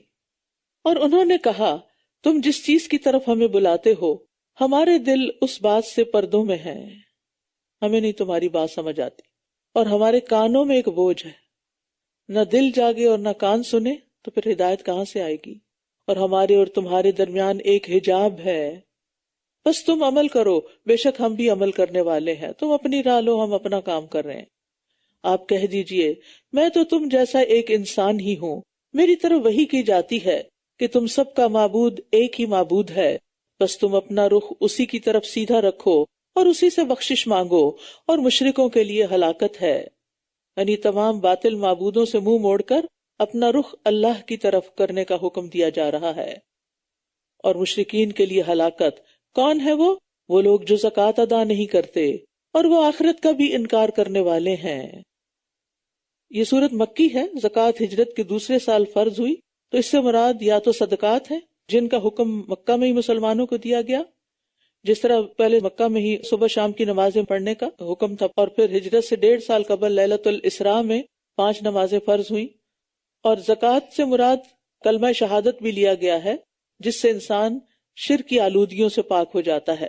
بے شک جو لوگ ایمان لائے اور انہوں نے نیک عمل کیے، ان کے لیے ختم نہ ہونے والا اجر ہے، کبھی ختم نہیں ہوگا۔ لا مقطوعۃ ولا ممنوعہ عطاء غیر مجذوذ ان ھذا لرزقنا ما لہ من نفاد۔ یہ مختلف صورتوں میں اس مضمون کی وضاحت کی گئی ہے۔ کہہ دیجئے کیا تم اس کا انکار کرتے ہو جس نے زمین کو 2 دنوں میں پیدا کیا اور اس کے لیے شریک ٹھہراتے ہو؟ وہی تمام جہانوں کا رب ہے، اور اس نے زمین میں اس کے اوپر سے مضبوط پہاڑ گاڑ دیے اور اس میں برکت رکھ دی، اور 4 دنوں میں اس کی غذاؤں کو اندازے سے رکھ دیا، سب سوال کرنے والوں کے لیے یکساں طور پر۔ پہاڑوں کا کچھ حصہ زمین کے اوپر بھی رکھا گیا اور 3 حصے زمین کے اندر گڑے ہوئے ہیں۔ اللہ تعالیٰ چاہتا تو اوپر کچھ بھی نہ رکھتے، تھوڑا بہت بس نشان نظر آتے، اور باقی سب کیلوں کی طرح، جیسے ہم کیل ٹھونکتے تو کیا کرتے، یہ زمین کے کیل ہے نا، ہم کتنا حصہ باہر چھوڑتے ہیں، بعض اوقات بہت تھوڑا، تو اس میں کیا حکمت ہے؟ اگر یہ زمین کے اندر ہوتے تو یہ جو برف پہاڑوں کی چوٹیوں پہ جمتی ہے اور جو بعد میں ہمارے لیے پانی کا کام دیتی ہے، وہ وہاں نہ جمتی۔ پھر اسی طرح جنگلوں اور دریاؤں کے سلسلے بھی یہ نہ ہوتے، اور بہت ساری دھاتیں، سونا، چاندی، گیس، پیٹرول، یہ سب کچھ جواہرات، ان سے انسان محروم رہتا، جو پہاڑوں کے زمین سے اوپر ہونے کی وجہ سے نکلتا ہے۔ تو انسان کے لیے خیر کی بہت سی اشیاء کے بے شمار خزانے۔ مجھے کبھی کبھی یوں لگتا ہے کہ جیسے یہ سیفٹی باکسز ہیں جس میں پریشیس چیزیں جو ہیں آئندہ آنے والی جنریشن کے لیے سنبھال کے رکھی گئی ہیں، اگر باہر ہوتی تو سارے لوٹ مار کر کے ختم کر چکے ہوتے۔ اب بھی ہم وسائل کو کس طرح مس یوز کرتے ہیں، اللہ تعالیٰ نے ان چیزوں کو کہاں کہاں چھپا کے رکھا ہوا ہے کہ پہلی جنریشن ہی سب کچھ استعمال نہ کر جائے۔ ثم استوى الى السماء وهي دخان، پھر وہ آسمان کی طرف متوجہ ہوا جبکہ وہ ایک دھواں تھا، تو اس نے اس سے اور زمین سے فرمایا تم دونوں خوشی سے آ جاؤ یا ناخوشی سے۔ دونوں نے کہا ہم بخوشی آ گئے۔ گویا کائنات میں موجود ہر چیز کی فطرت اسلام ہے، یعنی سب اللہ تعالیٰ کی اطاعت گزار ہے۔ سورج، چاند، ستارے، بادل، ہوائیں، سمندر، نباتات، جمادات، حیوانات، سب کے سب اللہ کے اطاعت گزار ہیں، اور یہ سب اپنے رب کے احکامات کو قبول کرنے والے ہیں، ان پر عمل کرنے والے ہیں۔ پھر اس نے انہیں 2 دنوں میں 7 آسمان بنا دیا، اور ہر آسمان میں اس کا کام الہام کر دیا، اور آسمان دنیا کو ہم نے چراغوں سے آراستہ کیا اور اسے محفوظ کر دیا۔ یہ بہت زبردست خوب علم والے کا اندازہ ہے۔ پھر اگر یہ منہ موڑ جائیں تو کہہ دیجئے میں نے تمہیں ایک ایسی کڑک سے خبردار کر دیا ہے جو عاد اور سمود کی کڑک جیسی ہوگی۔ جب ان کے پاس ان کے آگے اور ان کے پیچھے سے کئی رسول آئے کہ اللہ کے سوا کسی کی عبادت نہ کرو، وہ کہنے لگے اگر ہمارا رب چاہتا تو فرشتوں کو اتار دیتا، لہٰذا تم جس چیز کے ساتھ بھیجے گئے ہو ہم اس کا انکار کرنے والے ہیں، یعنی نہ مان کے دیا، بہانے۔ فَأَمَّا عَادٌ فَاسْتَكْبَرُوا فِي الْأَرْضِ بِغَيْرِ الْحَقِّ، پس رہے عاد تو انہوں نے زمین میں ناحق تکبر کیا، یعنی ان کا حق نہیں بنتا تھا کہ اپنے آپ کو بڑا سمجھے، اور کہنے لگے کون ہے جو قوت میں ہم سے زیادہ سخت ہے؟ کیا انہوں نے دیکھا نہیں کہ وہ اللہ جس نے انہیں پیدا کیا ہے وہ قوت میں ان سے کہیں شدید تر ہے، اور وہ ہماری آیات کا انکار ہی کرتے رہے۔ یعنی قوم عاد نے اپنی بڑائی اور تکبر کی وجہ سے حضرت ہود کی بات نہیں مانی علیہ السلام، اور ان کا تکبر کیا تھا کہ ہم ہر طرح کا عذاب ہٹا لیں گے۔ اور آج بھی آپ دیکھیں کہ ملحدین کا دعویٰ کیا ہوتا ہے کہ ہم آسمانی آفات سے نبٹ لیں گے۔ فَأَرْسَلْنَا عَلَيْهِمْ رِيحًا صَرْصَرًا، تو ہم نے سخت نحوست والے دنوں میں ان پر تیز و تند ہوا بھیج دی تاکہ دنیا کی زندگی میں ہم انہیں رسوائی کے عذاب کا مزہ چکھائیں، اور یقیناً آخرت کا عذاب زیادہ رسوا کن ہے اور وہ مدد نہ دیے جائیں گے۔ یعنی تکبر کی وجہ سے دنیا میں بھی رسوائی اور آخرت میں ہمیشہ کی رسوائی ہوگی۔ وَأَمَّا ثَمُودُ فَهَدَيْنَاهُمْ، اور رہے سمود تو ہم نے ان کی سیدھی راہ کی طرف رہنمائی کی، لیکن انہوں نے ہدایت کے مقابلے میں اندھے پن کو پسند کیا، رستہ دیکھنا ہی نہیں چاہا، تو انہیں رسوا کن عذاب کی کڑک نے پکڑ لیا اس کمائی کی وجہ سے جو وہ کیا کرتے تھے۔ یعنی اللہ تعالیٰ نے کسی پہ ظلم نہیں کیا، یہ ان کے اپنے ظلم ہے جو اپنی جانوں پہ کیے اور اس کا نتیجہ اور خمیازہ بھگت رہے ہیں۔ تو یہاں پر آپ دیکھیں، ایک طرف ہدا ہے، ایک طرف عما ہے، ہدایت روشنی ہے اور عما اندھا پن ہے۔ یعنی ہر انسان کے لیے ضروری ہے کہ وہ ہدایت کو قبول کرے، ہدایت کو ویلیو کرے، اور اس کے بغیر زندگی اندھے پن کی زندگی ہے۔ اور قوم سمود پر سخت چیخ کا عذاب آیا تھا جس میں بجلی کی کڑک اور شعلہ تھا، اور ہم نے ان لوگوں کو نجات دی جو ایمان لائے اور وہ ڈرتے تھے۔ سبحان اللہ، اللہ کی قدرت دیکھیں کہ اتنے شدید عذاب، زلزلے، خوفناک چیخ اور بجلیاں چمکنے اور گرنے کے باوجود کسی مسلمان کا بال بھی بیکا نہیں ہوا۔ ورنہ چیخ آتی ہے تو اچھے برے سبھی سنتے ہیں نا، بجلی جب کڑکتی ہے تو یہ تھوڑی ہوتا ہے کہ صرف برے لوگ سنے اور نیک لوگ نہ سنے۔ لیکن اس قوم کو جیسے اللہ نے جب بچایا ایمان والوں کو، تو کیسے بچایا کہ وہ کڑک تھی، وہ زلزلہ تھا، وہ سب کچھ تھا، لیکن وہ اس سے نکل گئے، بچ گئے، صحیح سلامت رہے۔ اور جس دن اللہ کے دشمن آگ کی طرف اکٹھے کیے جائیں گے، پھر وہ گروہوں میں بانٹ دیے جائیں گے۔ یہ بار بار بات ہو چکی ہے کہ گروہ کس بنیاد پر بنیں گے، لائک مائنڈڈ پیپل کے، یہاں تک کہ جب یہ اس جہنم کے پاس آ جائیں گے تو ان کے کان اور ان کی آنکھیں اور ان کی کھالیں ان کے خلاف اس کی گواہی دیں گے جو وہ کیا کرتے تھے۔ یعنی انسان کے اعضاء اس کے خلاف گواہی دیں گے، اور وہ اپنی کھالوں سے کہیں گے تم نے ہمارے خلاف گواہی کیوں دی؟ وہ کہیں گی ہمیں اس اللہ نے بلوا دیا جس نے ہر چیز کو بلوایا ہے، اور اسی نے تمہیں پہلی بار پیدا کیا، اور اسی کی طرف تم سب لوٹائے جا رہے ہو۔ اور تم گناہ کرتے ہوئے اس بات سے چھپتے نہیں تھے کہ کبھی تمہارے کان اور تمہاری آنکھیں اور تمہاری کھالیں تمہارے خلاف گواہی دیں گی، لیکن تم نے تو یہ گمان کر رکھا تھا کہ بے شک اللہ ان میں سے بہت سے اعمال کو نہیں جانتا جو تم کرتے تھے، اور جو گمان تم نے اپنے رب کے بارے میں کر رکھا تھا اسی نے تمہیں ہلاک کر دیا، بس تم خسارہ پانے والوں میں سے ہو گئے۔ یہ اللہ کے علم سے بے خوف ہونے کا نتیجہ ہے۔ گمراہی کے اسباب میں سے سب سے برا سبب گمان کے پیچھے چلنا، خیال کے پیچھے چلنا۔ میرا خیال ہے کہ یہ صحیح ہے، میرا خیال ہے میں ٹھیک ہی کر رہی ہوں۔ بھئی دلیل لاؤ، خیال نہیں، خیال غلط بھی ہو سکتا ہے۔ اور مشرکین کے اصل گمراہی کی وجہ بھی یہی تھی، ان یتبعون الا الظن یظنون باللہ غیر الحق ظن الجاہلیہ فان یصبروا فالنار مثوی لہم۔ پھر اگر یہ صبر کریں تو بھی آگ ہی ان کا ٹھکانہ ہے، اور اگر یہ معافی طلب کریں تو یہ عذر قبول کیے جانے والوں میں سے نہ ہوں گے۔ دنیا میں صبر کرنے کی وجہ سے مصیبتیں ٹل جاتی ہیں، آسان ہو جاتی ہیں۔ آخرت میں صبر کرنے یا منتیں کرنے کا کوئی فائدہ نہ ہوگا، نہ صبر کام آئے گا، نہ فریادیں کام آئیں گی، نہ رونا دھونا۔ استغفر اللہ، اللہ بچائے۔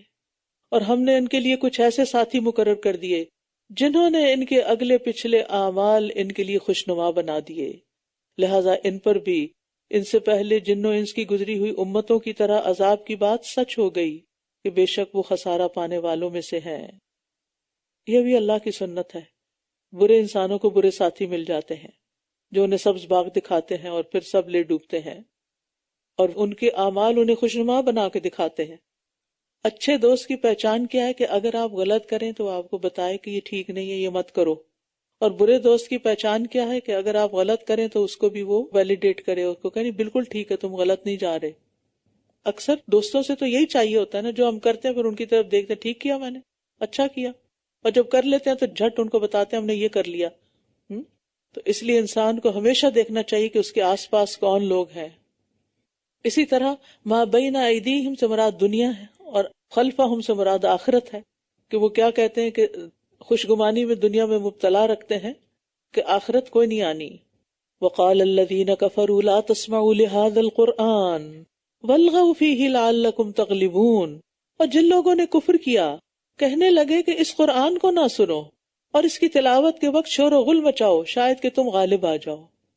کفار قرآن کی تاثیر سے واقف تھے کہ جو شخص خالی ذہن ہو کے اس کو سنے گا اس کے دل پہ اثر کرے گا، کیونکہ اللہ کا کلام ہے نا، اور اللہ نے اپنے بندوں کو پیدا کیا، اور ان کی نفسیات سے کون اللہ سے بڑھ کر واقف ہو سکتا ہے کہ بندوں کے دلوں پہ کیا چیز اثر کرے گی. تو وہ کہتے تھے شور مچاؤ، ہمیں کیا حکم ہے، ہم کیا کریں، خاموشی سے سنیں، چپ رہیں. لیکن افسوس یہ کہ ہم تلاوت لگی ہوتی ہے اور باتیں بھی کر رہے ہوتے ہیں، شور مچا رہے ہوتے ہیں ساتھ. تو قرآن سنتے وقت شور کرنے کی مذمت ہے. وہ شور کیوں مچانا چاہتے تھے؟ تاکہ سننے والوں کو قرآن صحیح سمجھ ہی نہ آئے. بس یقیناً ہم ان لوگوں کو جنہوں نے کفر کیا شدید عذاب کا مزہ چکھائیں گے، اور ہم انہیں ان برے اعمال کا جو وہ کیا کرتے تھے ضرور بدلہ دیں گے. سوچئے معمولی عذاب چکھنا اتنا شدید ہوگا تو پورا عذاب کتنا سخت ہوگا.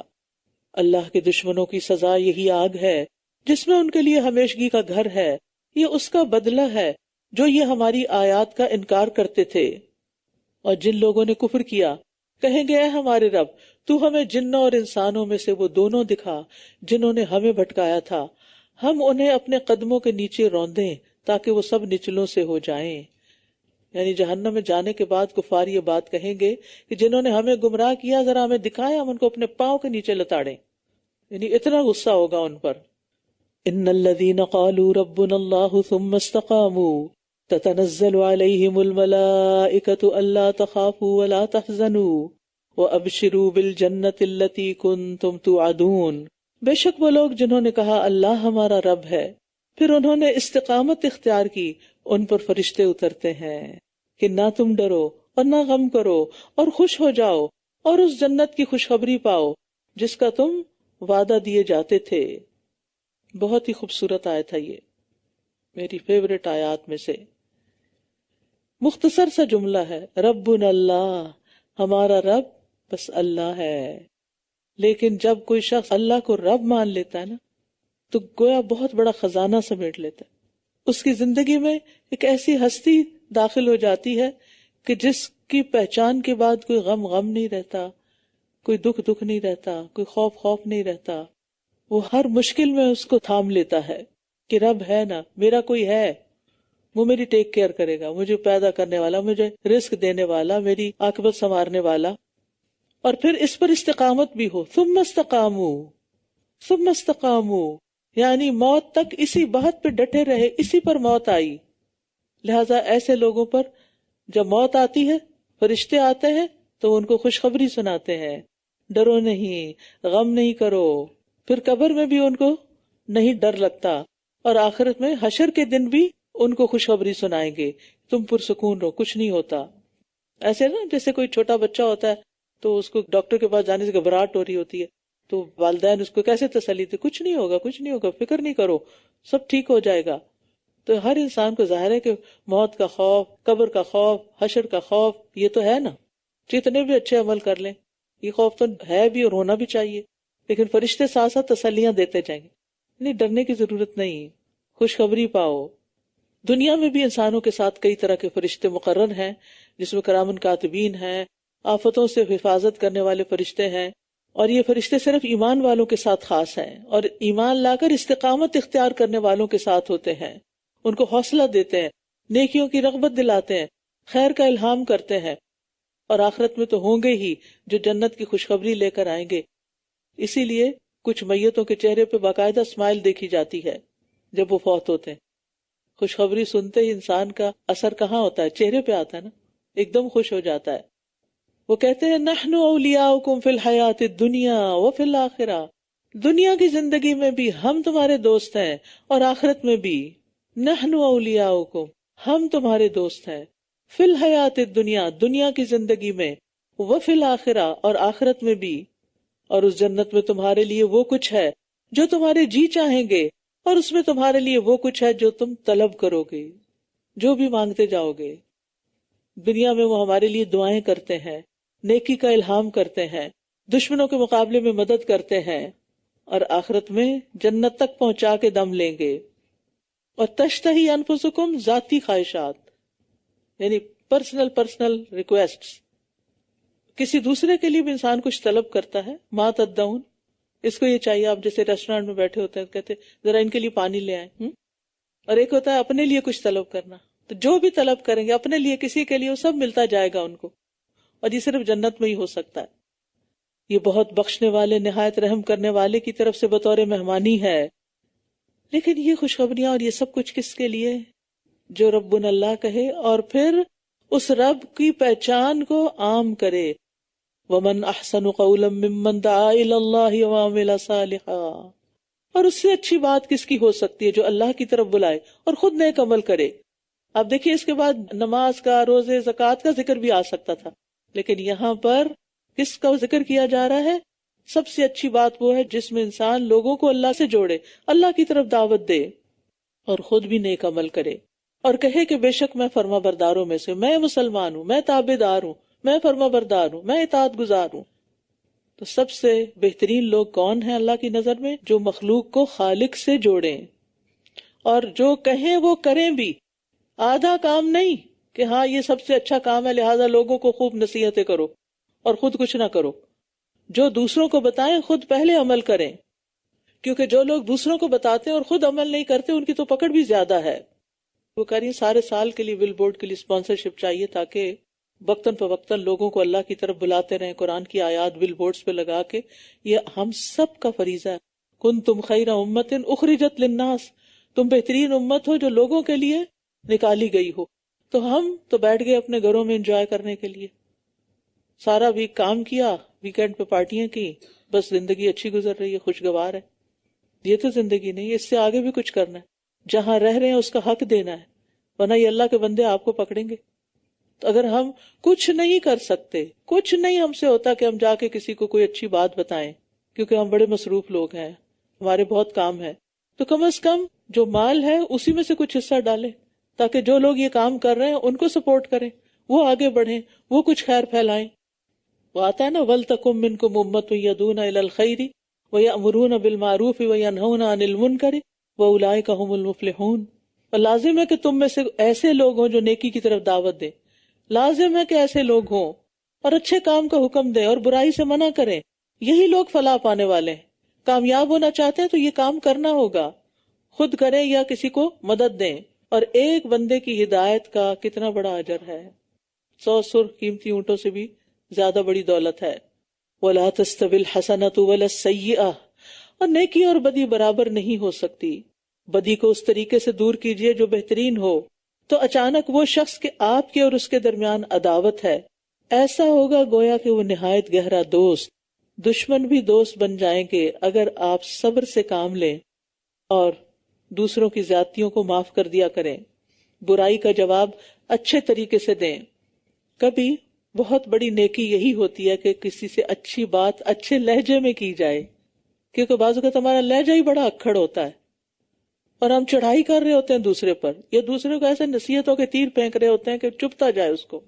تو اچھی چیز اچھے برتن میں پیش کی جائے تو ہی اچھی لگتی ہے یا نہیں؟ لیکن ہم اکثر پلاسٹک کے ڈبوں میں ہی پیش کرتے ہیں، تو وہ ڈبہ دیکھتے ہی لگتا ہے جیسے کوئی بس ایسی ہی چیز ہے. آپ کے گھر مہمان آتے ہیں تو آپ کیسے پیش کرتے ہیں؟ خاص برتنوں میں. تو اچھی بات کتنی بھی اچھی ہو اس کو اچھے انداز میں اگر آپ نہیں پیش کریں گے تو اچھی نہیں رہے گی، وہ الٹی پڑے گی. اور کبھی خوش اخلاقی کے ساتھ معاملہ کرنا، کچھ نہیں کہہ رہے، صرف اچھا اخلاق برت رہے ہیں، مددگار ہیں، ہیلپ فل ہیں دوسروں کے لیے، تو پھر وہ بھی اس مشن کو آگے بڑھانے میں مددگار ہے.